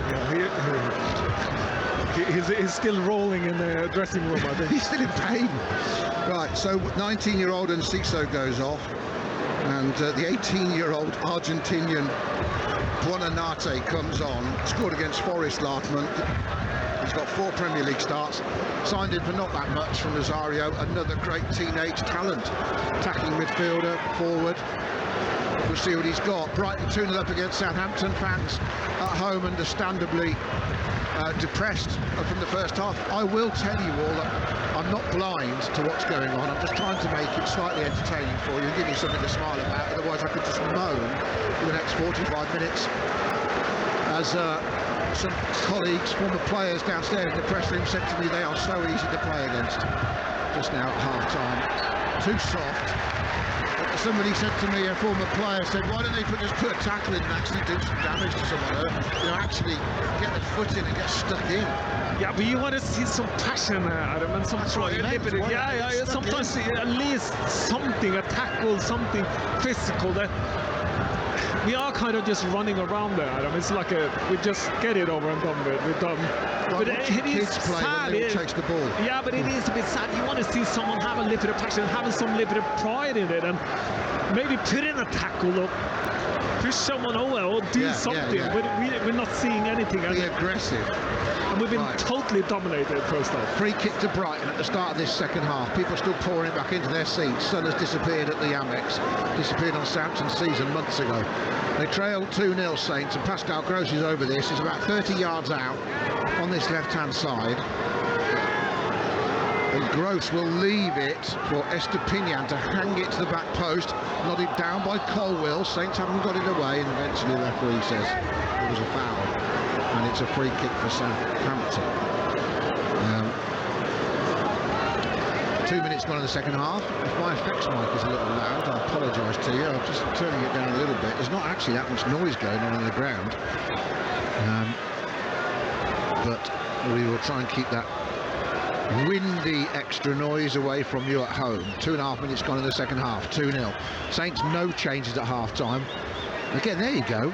Estepinian just went in tough on Walcott. Walcott wanted a foul, not given, and that's what you meant, Joe. Get stuck in. Estepinian just said, I'm having that ball but off that's Walcott, what you. bang. Yeah, that's what we want to see some Southampton players that's reveal. what I mean. Estepinian just. You're not going to have it, I'm going to have it, and that's the difference when you have confidence and you are being a good team as well. Oh, that's a great ball from Colwill, clever from the youngster up to Ferguson, and he held it up with his back to goal and brought Gross into the game. Gross has Buonanotte outside him. Here's the youngster up against Kyle Walker-Peters. Back inside him is Joel Veltman. Cross right-footed, headed away by Bree, but picked up by Caicedo to his Ecuadorian compatriot. Estepinian gets it back now, Moises Caicedo. Dunk across to Veltman again. Those two with some experience alongside the youngsters like Pascal Gross. Here's Buonanotte. That's great skill. He's gone past 3 and he went to curl it into the top corner. Balloons off someone, tackle, and Walcott clears. All the Saints players are deep inside their own half, and the referee in the end has stopped play for an injury to Romeo Lavia. It's been a bright start from Brighton at the second half, even though they've got the 2-0 lead. They've come out looking for the third more than Saints have looking to get one back. That's for sure. Strong start from the home side. I mean, back to a familiar setting back, way into our own half. covering the middle area, and then Brighton plays it on the outside and around us, and that's the pattern of play today. West Ham 2, Leeds United 1, if you didn't know. Leeds were a goal up through Rodrigo, but Rice and now Bowen have scored for West Ham. There's 18 minutes to go when Bowen's goal went in. So Everton, having got that last gasp point at Wolves yesterday, would be very happy if West Ham hold on to that lead against Leeds. And then Everton, of course, as we still get treatment for Lavia here, Everton, Joe, next week will be at home to Bournemouth, who of course lost 1-0 to Man United yesterday, but Bournemouth are playing for very little apart from a bit of pride, and Everton would have their fate in their own hands if that West Ham 2 Leeds 1 scoreline stays. Although if Leicester were to win at Newcastle tomorrow night, that would make it different, but that's the one nobody can see happening. Yeah. So I thought Leeds might upset West Ham today. I thought Big Sam would have a couple of tricks up his sleeve to get Leeds going, but West Ham have turned that round. Well, he tried to sow some seeds before the game, didn't he, saying that they've got a final to concentrate about, so they don't need to play well today. But you think if Leicester don't win it, then Everton, if that stays the same, tomorrow night goes as expected. Newcastle enjoying their last home game of the season. You cannot see Leicester winning at Newcastle tomorrow night. The way they play at home, the way they'll be having their last home game, having just needing a point to secure their Champions League football. Yep. I can only see Leicester getting blown away tomorrow night by Newcastle, and Everton, by beating Bournemouth, would know they'll be safe without worrying about other results. And we'll all be then annoyed that Everton have escaped again, Joe, when they've been but they got it all in their hands now, Everton, and that's the situation you want to be in. Yeah, but I was thinking we can start analysing that with Sean Dice going there, because a lot of us asked, could we not get Sean Dice to Southampton and things like that? Absolutely. And we can see that Everton made the right choice. Now, ball forward from McAllister, intercepted by James Bree, drifts over halfway. Saints playing from left to right in the second half, everybody. 52nd minute, 2-0 down. Estepinian brings it out brilliantly and finds Mitoma, and Bree has to get back goal side of him with help from Ward-Prowse on this near wing. Still, Estepinian has it, tackled by James Bree. Then Joe Rebo's out on this right-hand side, off him, Brighton throw midway inside the Saints half. And then taken quickly by Estepinian, but McAllister was still doing his laces up and looked up to see the ball back in play. He's limping a bit. Pascal Gross sweeps it out to the right wing. Veltman drifts infield. Then again the cross play switch out to this left-hand side, and suddenly Mitoma's one-on-one with Walcott, shakes him off, comes inside Bree. 25 yards out, into feet. Oh, and a little back heel was attempted by Buenanotte. He's got a corner for his trouble, and it's a corner to Brighton, who have a 2-0 lead, and the belief looks to be draining out of these Saints players more than it was in the first half, because they haven't really got over halfway yet in the second half, Joe. Yeah, no, they didn't even look bothered that it was a corner, like you would kind of claim it's your ball, but no one kind of bothered. They just, okay, it's a corner, let's walk back in, and that's how it looks at the moment. We look like we're just here to go home, Adam, and maybe that's when Ruben says just make a few changes now to get some of these players, get some youngsters on, just to... Here comes the out-swinging corner from Brighton. It's allowed to bounce in the box. Comes back out on this near left-hand side. Estepinian goes on the outside of Bree. Then checks. Back on his left again. Then somehow digs it out to the back post. And nobody had come in for Brighton. And all they would have had to do is nod that home into an empty net. And I think you're right. I think you look at Don Ballard, Kamari Doyle. You look at Tino Livramento. Why not give half an hour to three young players there who might all be Saints' future next season. Now, I said to you, I don't want youngsters necessarily in from the start if it means you're getting caned 6-7-0. Maybe you leave it another 10 minutes and it's still 2-0, then you do it. But we're getting to the time, and it's right, and I agree with you. Starting with them is not right for me, but getting them on around this time here now, that would be perfect. The game is gone anyway. They're 2-0 up. They're never going to get back in the way we are playing. Touched the ball in the second half, hardly, Saints. We haven't hardly been in the half as well, Adam. No. We sat back with 11 players on our almost 10 yards into our own half. And the trouble is, we can criticise the players and everything, but this is a gradual eroding of confidence and faith and everything through the manager changes, through the not knowing what they're doing in matches, from complicated or overly simple instructions to seeing bad decisions made off the pitch. people leave in positions. Alcaraz trying to get through, and there's a slip here. Estepinian, and Alcaraz is suddenly right-hand edge of the box, drills it into the penalty area, comes off ahead, and Steele will catch it. And that's the end of that possible danger. At 2-0, Saints need to live with that hope that they can still get a goal back and get into it. If it goes to 3-0, then we're worrying about getting the tin hats on. 63% possession for Brighton, 12 shots, 4 on target. Saints haven't had a shot on target yet, just 2 all game. And again, Adam, we win the ball back off the slip, Estepinian, but when Alcaraz has the ball and when it goes to cross it, because we haven't got a natural striker there, there's no threat in there, and that's kind of been our season, hasn't it? We've been lacking that threat in the middle of the... in front of goal. Lavia decides not to tackle Caicedo, who's 2 years older than him, and Caicedo's only 21. Out it goes from Dunk, who does spray the ball out brilliantly in possession as for a centre-back, Joe. It's one of those things we don't talk about with Lewis Dunk, but he hits some great passes across the pitch, and he knows where the ball's supposed to be going. That's great little interplay between McAllister and Caicedo, but then given away by the World Cup winner. And then Alcaraz can try and get on the break now. Where's he got an option to go, and he drives over halfway. Caicedo struggling to catch him up. Aribo has it out on this right-hand side now. Walcott central, but Mitoma rushes back, and Brighton push Saints back all the way to McCarthy, because they're not letting their foot off the Saints' neck at the moment, that's for sure. Well, we won the ball back in a good position, but we have to run so far. Do they have to sell Alcaraz? He only joined in January, but he's too good, Joe, isn't he? As McAllister gets it. Oh, feeds Ferguson. Bednarek got a crucial touch, as did Lianco, to get it out of the box again. But Caicedo's collected it. Brighton almost at will now, passing the ball around and playing around Saints. But Alcaraz has got so much potential running from midfield. Yeah, he has, but I just hope he gets a season in the Championship with Saints before he has to go, because he only joined in January, but he's a very talented young man, I think. Surely he can be an important player next season, Joe, having just arrived in January. Now, Lavia caught in possession, and McAllister gets it away from Bree. Ball in the D, Pascal Gross twists and turns onto his right foot, blocked by Lavia. Still it falls to Brighton. Gross again, low shot straight at McCarthy, no danger, but it's just too easy for Brighton to get the shots away, to keep possession. We've had 11 minutes in the second half, and Saints are under the cosh here and 2-0 down. And disappointing by Lavia, losing the ball there on the edge of the box. That's not like him. He's not looking happy today, Adam.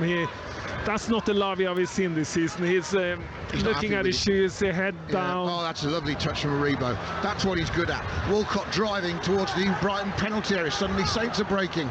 Walcott pulls it back across the 6-yard area.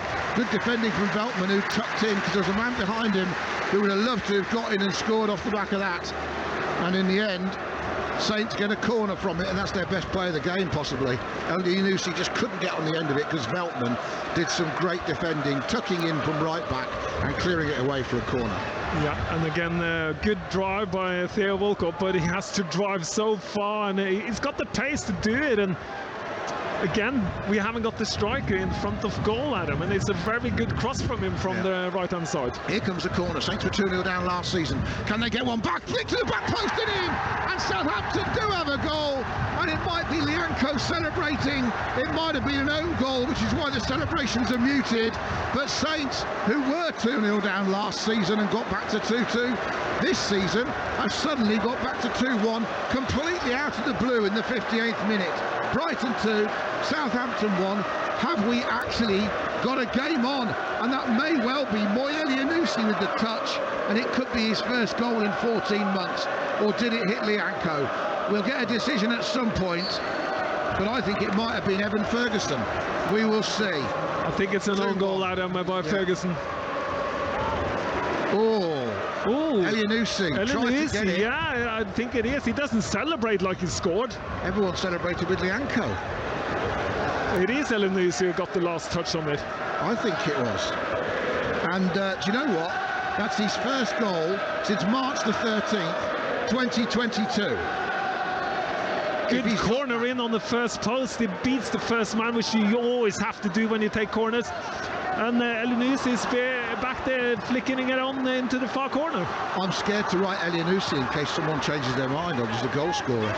But it has gone down as Elianusi's goal. And now here comes Walcott. He crosses from the right, comes off Levi Colwell. Corner Saints. Game on. Out of absolutely nothing, Southampton are back in this game. And they've got a corner. And as I said, they were 2-0 down last season. Never lost here in the Premier League. Ward-Prowse got a brace. One of them was a free kick. This time he's been involved here again, this time with an assist from the corner. And now he's across to this near right-hand side, away to my right to take another corner. Approaching the hour mark, is this game going to change? Ward-Prowse, outswinger, flick to the back post, and no one could get a touch in a green shirt. And Brighton prod it away as it came off ahead. And there is somehow hope from those Saints fans away to our right. And Saints playing towards those supporters. At least they've had a goal in this second half. Alcaraz and Elianusi win it back. Now, here's Walcott 20 yards out. Gets it out to Ward-Prowse. Can he get another good crossing? Leaves it for Walcott. The two England internationals combine. Back to James Bree. And then back to Jan Bednarek. Everyone bar McCarthy suddenly in the Brighton half. Ward-Prowse has stayed up and that didn't go well. Bednarek's disappointed, but really for me, Ward-Prowse should have put that back in as soon as it got out to him on the right-hand side. 2-1, goal kick Brighton, but suddenly, game on. Deja vu from last week, yeah. Last season was 2-0 at that point as well. This could be exciting. Maybe I predicted that the game was gone too early, Adam. Well, definitely has. Well, we both were watching what we were watching. The Saints weren't touching the ball. It didn't look like they were going to get back into the game. We weren't even in the Brighton's half, so you were thinking this is an easy road for Brighton, but now it's changed. Everything has changed now. What Saints have done is lull them into a false sense of security. But they let them have the ball for 10 minutes, so they think they're dead, and then they've woken up. And it was always the plan, Joe. It seems to be the plan. I'm not sure if there is a plan here at the moment. But right, here's McAllister between the lines, tries to throw it through for Ferguson. That could be Ferguson's last actions of the game, actually. He's looking over to the sidelines. You can see Welbeck and De Zerbi's here, who you can hear shouting on my mic, going crazy. As Brighton get it back from Saints' long clearance.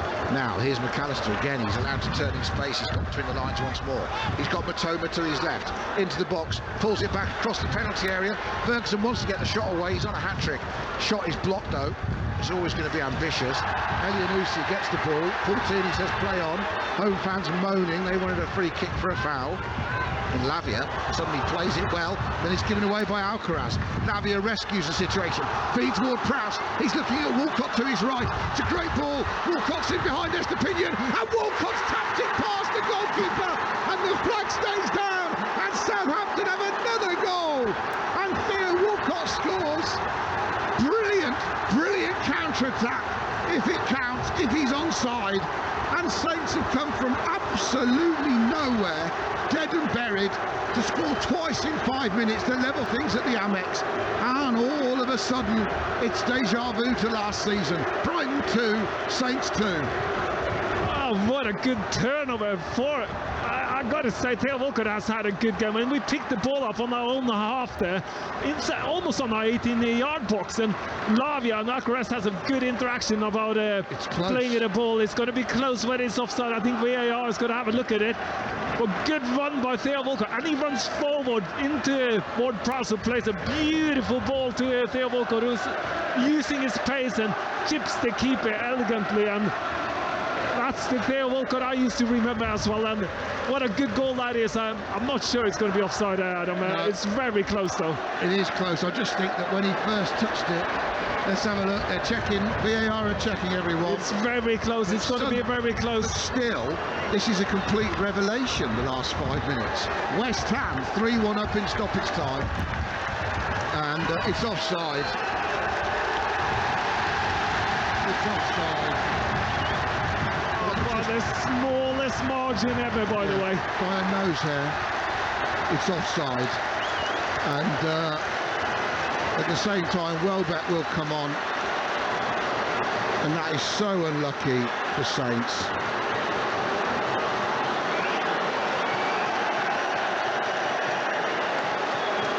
Just about sums up the season, really. any fleeting glimpse or hope wiped away by someone. Ward-Prowse can't believe it. He nearly had 2 assists in 4 minutes. But West Ham have buried Leeds at the London Stadium. The goal hero is off for Brighton. Teenager Evan Ferguson coming off for the far more experienced 32-year-old Danny Welbeck. And 2 goals for the youngster. What a future he's got, that's for sure. And Danny Welbeck might not have that much future, but he's had a terrific career, plagued by injuries, hugely talented, whether he was at Man United or Arsenal, and signed by Brighton 3 years ago, given a new lease of life really from Watford. And when he's been fit, he's scored goals for Brighton. He's already got 6 this season. And Saints preparing some substitutions of their own here, down below me, which was sat just behind the tunnel here. And they're giving it away again, Brighton. Amazing what confidence does, and suddenly Saints are running around with a spring in their step. And the passes are more assured and confident and into feet. And look at that, Aribo back to goal, edge of the box. Late played in by Ward-Prowse. Back it goes to Eleniusi. Crosses to the back stick, and if Estepinian hadn't headed that, Ward-Prowse would have tapped it home.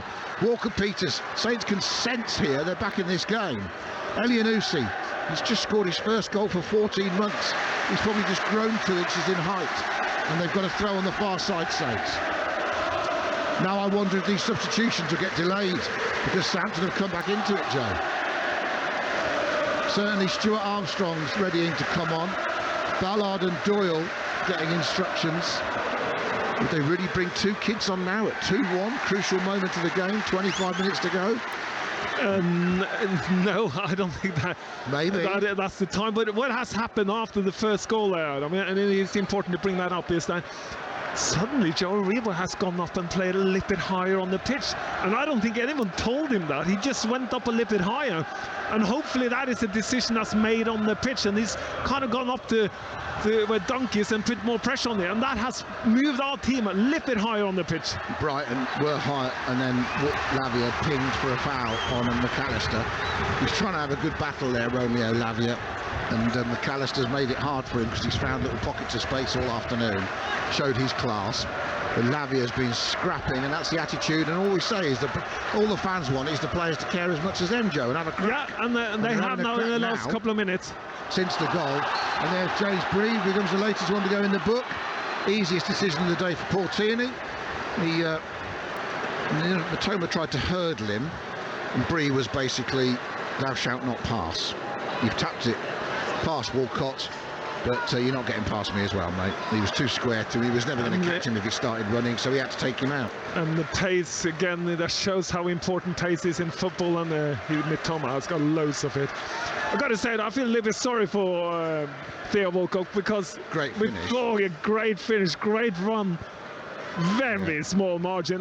We're talking millimeters of offside here, not even maybe not even that, but I think he's had a good game on this side. He's worked hard, and he's been a threat when he's going forward, when he has gone forward, but he has had to do a lot of work backwards. Absolutely.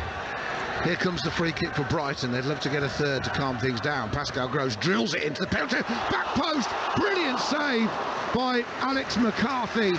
Oh, that was class. The big man got down to his right and somehow got a very strong arm on the ball when it was on the ground, because it was drilled in and the header was a bullet. And Pascal Gross drilled it. It's headed very firmly down right by McCarthy's right-hand side, and he somehow pulled off a great save. Great save. Here comes the out-swinging corner from the left for Estepinian towards the back post. Body's going down.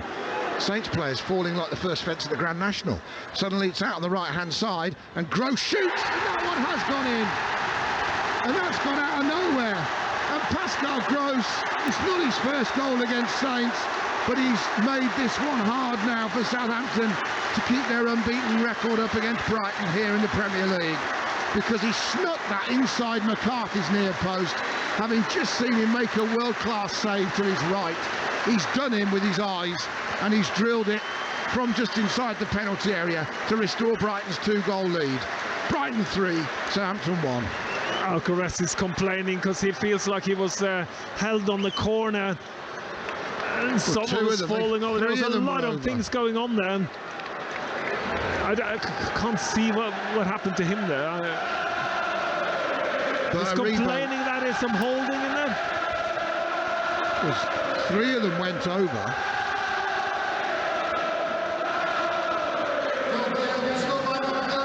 No, it's given as well. No VAR. And McCarthy had just made a brilliant save, and you've got to feel for him.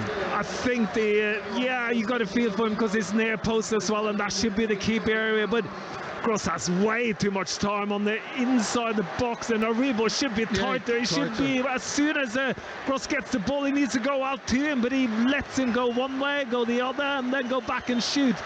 Right, Aribo's off. We've got changes coming here. Sulemana's coming on, Stuart Armstrong's coming on, and Don Ballard is on. Now it's 3-1. They can make those changes, yeah? And Sulemana comes on for Elianusi.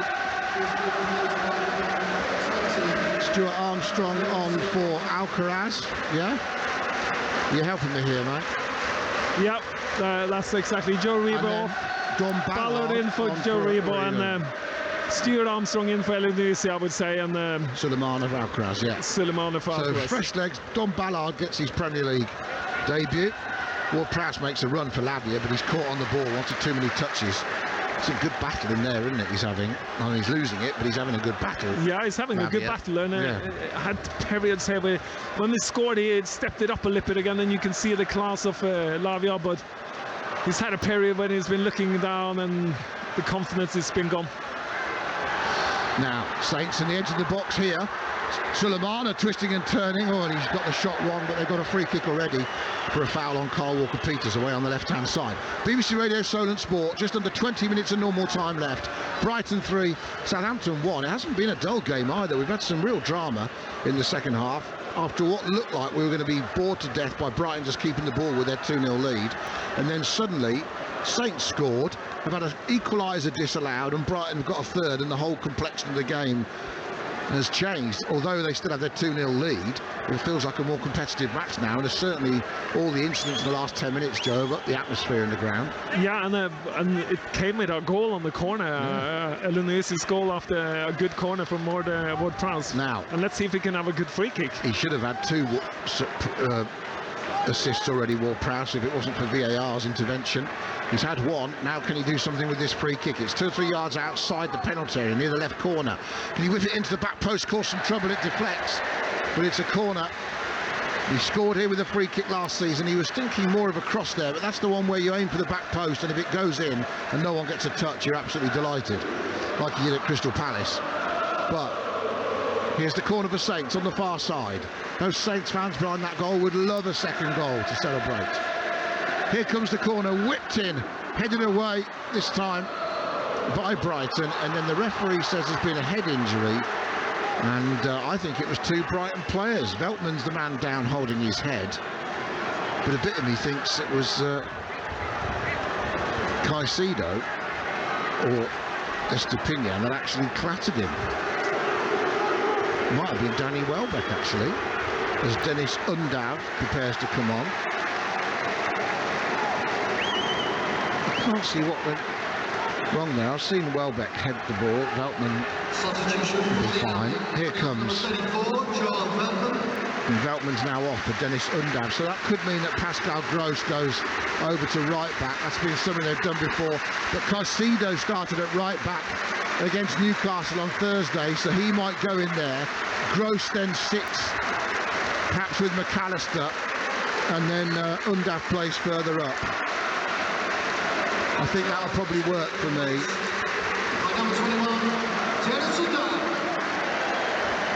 And Veltman back from injury. He's had a good run out this afternoon. So let's see what they do to rejig. I'm expecting Gross to go back, Caicedo to go to right back. And now we've got another player down injured. So they just made that change. They might have to make another stoppage on the game, everyone. It's just gone 3:30. You're listening to BBC Radio Solent, live in the Premier League, the final away game of the season for Southampton. And it's the 4th game in a row they've conceded 3 on their travels. Nottingham Forest, Newcastle, Arsenal, and now Brighton. And we've got this stoppage again. Danny Welbeck might have got a clatter on the head. Tino Livramento is stripping off by the look of it after 13 months out with an ACL injury, then a hamstring injury, and all the problems you get when you're recovering from a bad injury. He's going to get a run out in competitive football on the same ground as he got injured and did the injury here in April last year. So psychologically, big moment for the young man. Yeah, and it's good to have him back. He was really good last year. He had a really good season. 25 starts in the Premier League. He's 20 years old now. He was 19 then. They were always better with him than they were without him. We had Walker-Peters on the left, Livramento down the right, and they were terrific at stages, weren't they, last season? Yeah.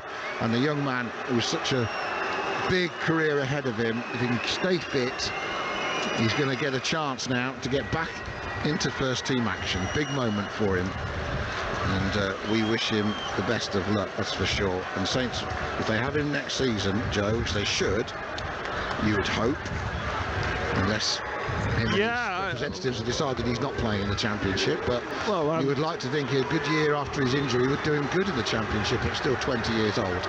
Long ball forward by Levi Colwill, and Mitoma has stretched Saints, and he's collected it as well. Now Saints are on the back foot. Mitoma drifts in field, leaves it for Estepinian. He drills it, comes off Bednarek, bounces away for a throw-in, I think, by the corner flag to Brighton. So is it Livramento for Bree or for Walker-Peters? It's probably like for like, isn't it? Here comes Tino Livramento, and he's on for James Bree. So what a moment for the young 20-year-old. And we all keep our fingers crossed that Tino Livramento can enjoy getting back onto the pitch and his knee holds up for the next 15-20 minutes. And the Saints fans give him a hugely warm round of applause to welcome him back into action. Terrible injury here last year, and back at the same ground where it all went wrong. Mentally, that's got to be tough to do, but he's out there. And Brighton have a throw to my left on this near side, their left, as they attack the goal away to my left. 14 minutes left on the clock, it says. 3-1 to Brighton. BBC Radio Solent. Ballard on the pitch, Livramento on the pitch. De Zerbi moaning again as these players pass the ball around. You wouldn't think they were doing anything wrong, would you? But he's obviously seeing something or wants something, Joe. And he's... There we go, first action for Livramento, makes a tackle, gets it back, and then he's tackled by Mitoma, who fouls him, gets a free kick midway inside his own half. I almost find myself holding my breath then as Mitoma clattered into him, but thankfully he got back. I don't think they would put him on the pitch if he wasn't ready. I know, but it's just a normal thoughts, isn't it? As a non-footballer. But good start. He's up against a very quick player, though. He's certainly got some work to do, hasn't he? Mitoma plays it back to Estepinian on this near side. Brighton midway inside Saints half. Now McAllister central. Passes it towards Undav, but it's intercepted, and Lavia does well to get away from the German. But then he goes back to McCarthy, who had a strange minute where he made a fantastic save from a bullet header low to his right, and then got done by Pascal Gross with his eyes as he did him on his near post when he's thinking he's going to go across him. Yeah, and then near post is a keeper corner in my eyes, but I think Joe Revo could have helped him up, a bit more pressure on there, Gross, when he went for his shot. Too far off him, wasn't he? Too close. He was kind of 5 yards inside the 18-yard line on the right-hand side. And Aribo's 2-3 yards off him rather than being right in his face and making it impossible for him to get the shot away. Livramento battling again with Mitoma, who turns down this left wing, brings Livramento back with him, who's tussling with him, shouldered him. Corner, Brighton came off Livramento last. I like that about Livramento, give him the shoulder, got strong with him. But Mitoma is a talent. Yeah, but Livramento's got some pace by the way. He kept up with Mitoma very easily here. So, well, he's fresh, and Mitoma's 76 minutes in, that helps. Yeah, but he's still got pace there, Adam. Yeah, 78 minutes in, I should say. We are in the 79th minute. And it's an outswinging corner for Brighton on this left-hand side. That third goal, you feel like, has killed the game again. It's outswung again. The bodies are falling over in the penalty area. Every time there's a Brighton corner, I mean, the one that led up to Pascal Gross's goal, there were literally 3 Saints players on the floor. It was like, I said, it was like horses falling over each other on the first leg to the Grand National. But in the end, Brighton scored after all the confusion. That's a dangerous ball pass from Livramento, and Ward-Prowse had to really work to keep it under pressure from McAllister.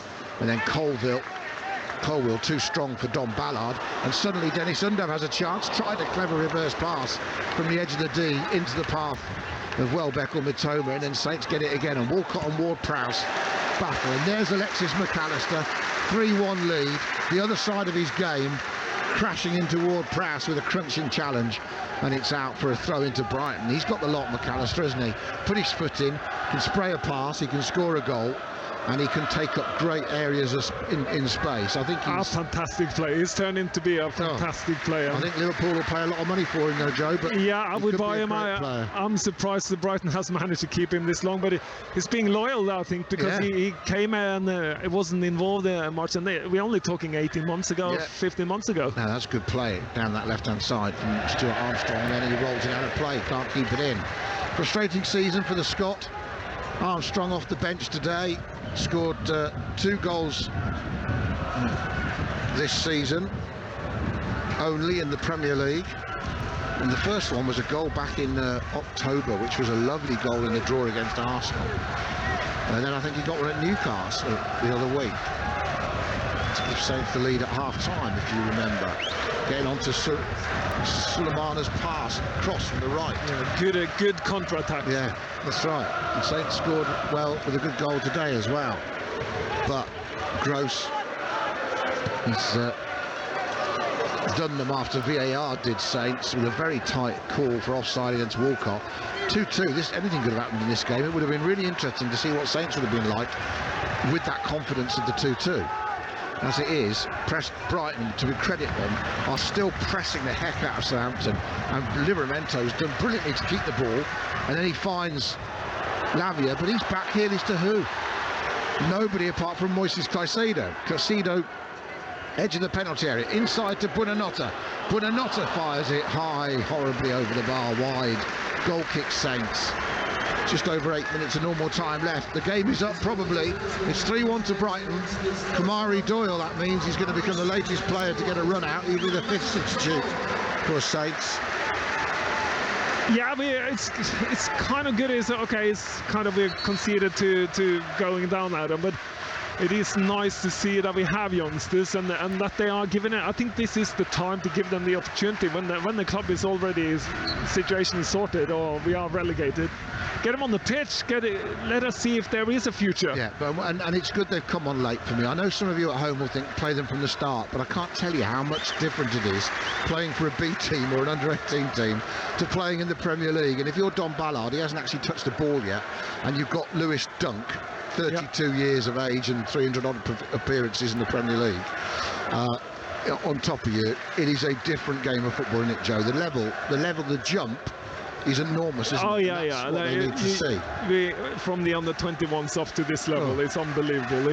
I don't think people realise that. You can do well for the under-21s, but you're nowhere near being a Premier League player. Yeah. Here comes Mitoma again with his Stepinian, working in tandem down this left-hand side, dragging Walcott and Livramento back with them. And there you go with that pace again, Joe. Livramento just got it off Mitoma, no problem. Ballard's come deep to get the ball, but he's given it away to Mitoma. Squares it into the middle of the park, 35 yards from goal. Great turn from Buonanotte. Buonanotte out to Moises Caicedo, gives it back to the young Argentinian. And Gross then, whose goal has sealed the game, you think, calms things down, plays it through Dunk, back to Jason Steele. He must think it's brilliant. Jason Steele, been here 3 years and suddenly he's in the team again in his bright orange kit, and they're winning up every other game and flying towards Europe. FA Cup semi-final, which was cruel on Brighton the way they lost to Man United, but then they beat United here. The ball out of play from Saints on the far side for a Brighton throw. About 10 yards inside the Saints half, and it's Lavia who's coming off. And Doyle is coming on. Now, I don't know what that means for the team, but I've just seen that hands and fingers go up, because he's not a defensive midfielder. He's a 10, Kamari Doyle. I can't work out if Lavia's had an indifferent afternoon, because it's been really tough in there against McAllister or so, but he hasn't looked that happy this afternoon. No, he hasn't. I think he was disappointed with his haircut.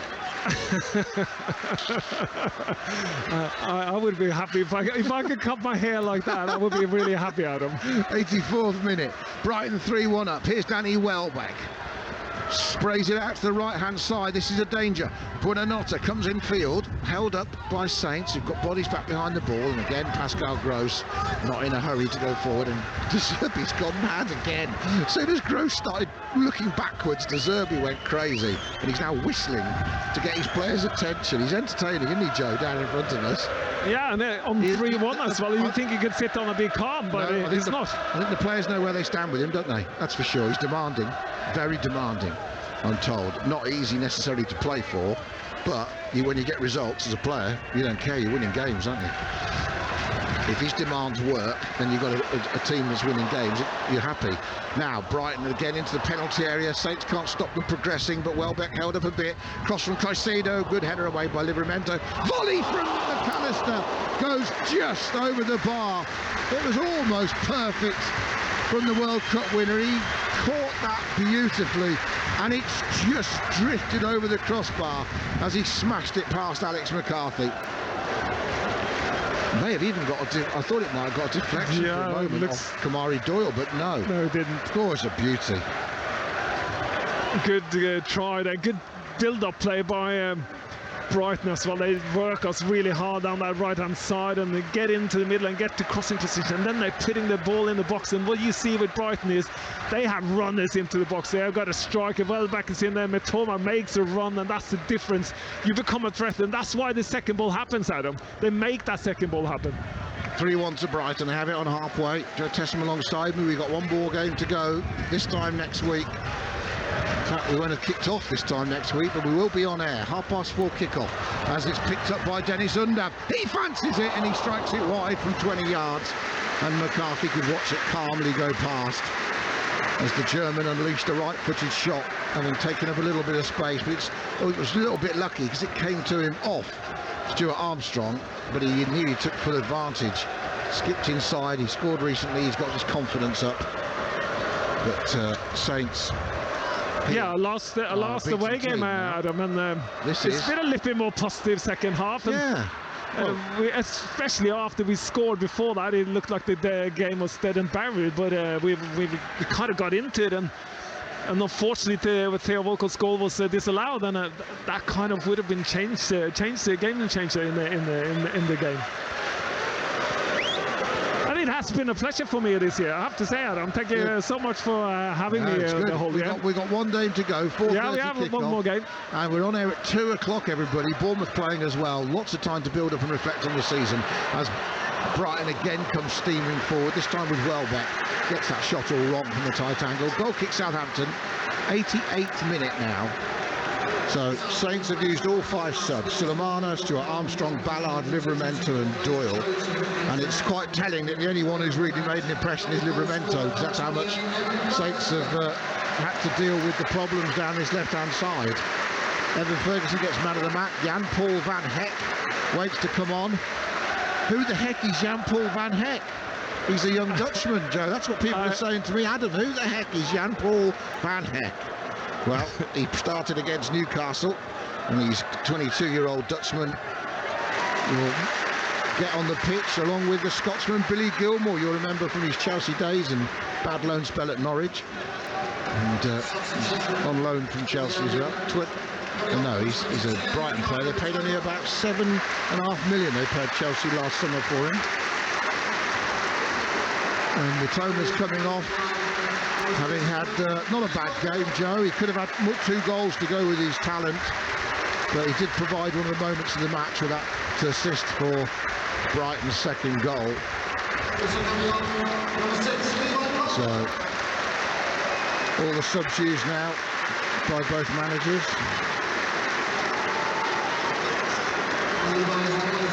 Colwell's off. A good player he's done.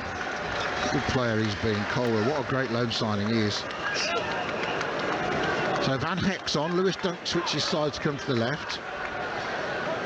And The other substitution was also made as the ball played in towards Dennis Undav. McAllister, central, 25 yards out, sprays it out to the right-hand side. Run made ahead, crossed in from the byline, hits the Saints player. Stuart Armstrong goes out for a Brighton corner. They're finishing the game much stronger. That third goal, the sucker punch that took the wind out of Saints, really, let's be honest.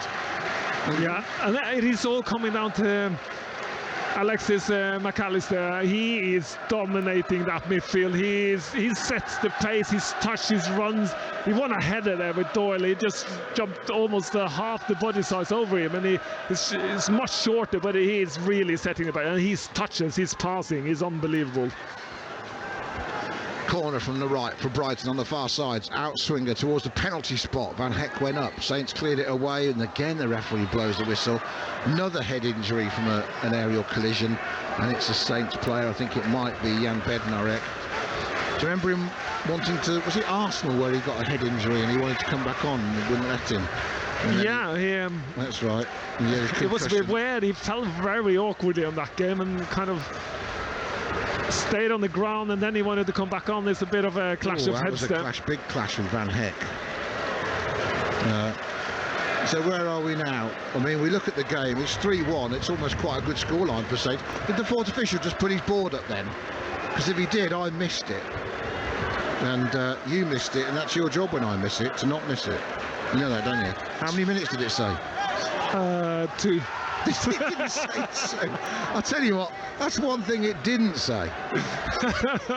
I think it's still standing there. He might not have actually put it up. He might have not have put it up yet. But I think I'm just guessing, Adam. He has put it up, and I can't see how many minutes. I was hoping Jordan would tell me, but he's not looking either. Anyway, I'm guilty, but only because I was looking at the game. Throw into Brighton midway inside the Saints half on this left-hand side. Yeah, McAllister's been supreme, but yeah, I was going to say to you that whilst 3-1 is a respectable scoreline, when you look at the possession and the stats and everything, 23 shots Brighton have had to Saints 5, 7 on target to Saints 1, 7 minutes of stoppage time. Nice of them to finally tell us. That's close to 2. It's closer to, it looks like a 2 without the extra bit at the bottom. Yeah, that's why it's close to 2. Okay, stoppage time. Be nice if Saints could get 1. Ruben Sellis just asked the fourth official. He's sure it's 7. He might have wanted 2. Lovely flick from McAllister to this left wing on the halfway. That's a wonderful touch. Out of the air, a little outside of the heel, flick out to the wing. And if they score from this, it'll be brilliant. Low shot, parried away by McCarthy. Kept in on this near side by Estepinian. Danny Welbeck's there with his bandaged hand. Back to Estepinian. He crosses, McCarthy catches. He's made a couple of really good saves in the second half, Alex McCarthy. And that was a good save as well. This time it's De Zerbi's coach who's jumping up and down. Annoyed. 3-1 up, and they're looking like they're 4-0 down, the Brighton coaching staff. They are demanding, aren't they? And that's why they're good, Joe, I think. But he certainly pushed this Brighton team on to a big level, and although they've got another home game left against Man City on Thursday, they are going to have their lap of honour after the game this afternoon, Brighton. They are. Which means, everybody, that I will be getting my Saints post-match interviews ASAP, I'm hoping, after the game, because they're going to try and get them out of the way while Brighton are doing their lap of honour to help the TV companies out, because they'll have to wait then for the Brighton's players and everybody to come out. So, free kick, is that another yellow card?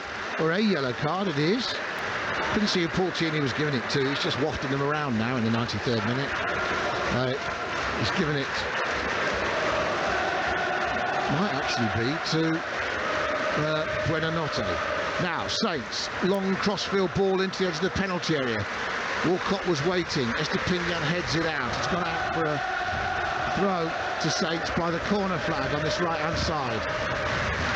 Brighton have Manchester City next on Thursday. Then they finish at Villa. They'll be 3 points above Villa, who can't catch them on the final day, with a far superior goal difference when this one's been confirmed as a 3-1 win. And Amari Doyle gets a touch back to Ward-Prowse. Yeah, it's good experience for him coming on the pitch in midfield and get a feel of what the difference is, and he can kind of look at it. And when you come as a youngster, you've got to look at some of the good players that Brighton has. And we mentioned McAllister, how good he is. And that's what Doyle needs to look at. Look at him and learn from also Ward Prowse, but see what Brighton does. That's the level he needs to get to. Yeah. Saints playing really with a 4-1-4-1, although Doyle is sat in with Ward Prowse at times. Ballard is having to, I mean, that's a tough gig at this level for Don Ballard, ploughing a lone furrow in front of Lewis Duncan. Van Heck, as Brighton have it on the right, long crossfield ball, might come all the way out to Welbeck on this near side, brought it down brilliantly off his knee, low ball crashed in and then deflected off Bednarek, who stuck a boot out to block it, and then it's chipped back into the penalty area by Brighton, and then Welbeck fires it high over. We are getting deep in stories. I'm afraid since 3-1 we've been back to how it was at 2-0, which is Brighton almost at will coming back at Saints and back at Saints, and that definitely took the sting out of Saints. Yeah, and it is like Brighton has turned the tempo up a little bit in the end there as well. So but they're relentless, aren't they? They are. They haven't rested because they're 3-1 up and they got another game on Thursday. I know. It's been very impressive, hasn't it? Ballard tries to win the ball, can't do it, to Brighton throw. Lewis Dunk in the back of him. Paul Tierney says he might be 3-1 up. There might be only just over 2 minutes left to stop his time, but you're going to take the throw in from the right place. And drags Brighton back 10 yards. And Estepinian, well, Undav shouldn't have had that space, and nor should Pascal Gross from that throw-in. Back it goes to Undav, and then Bednarek clears, but Saints switched off there from the throw-in. That was a bit like the one with Brentford scored against Spurs yesterday, where Damsgaard was in 10 yards of space from a throw-in in the middle of the park in the Spurs half. That's what happened to Saints then. If you watched Match Today last night, you know what I'm talking about. Dunk spreads it out to Estepinian, and he flicks it on down this left wing to Welbeck. Brighton playing around Southampton now, almost teasing them in and out of possession. 90 seconds of stoppage time to go. 81333 is the text number. Put Solent as the first word. Tweet us at Solent Sport. WhatsApp us, putting Solent as the first word. 08000 321 333. That's free to do that. Put Solent as the first word and you WhatsApp Jordan and Joe. 08000 321 333. Which of these players do you want to see playing for Saints in the Championship next season? Who do you think will actually be sold? I'd like your thoughts on that, fans. Which of the players that were signed last summer or this January, should they all stay? Alcaraz, Lavia, any hope of keeping him? What about Adozi? What about Sulemana and Onuachu?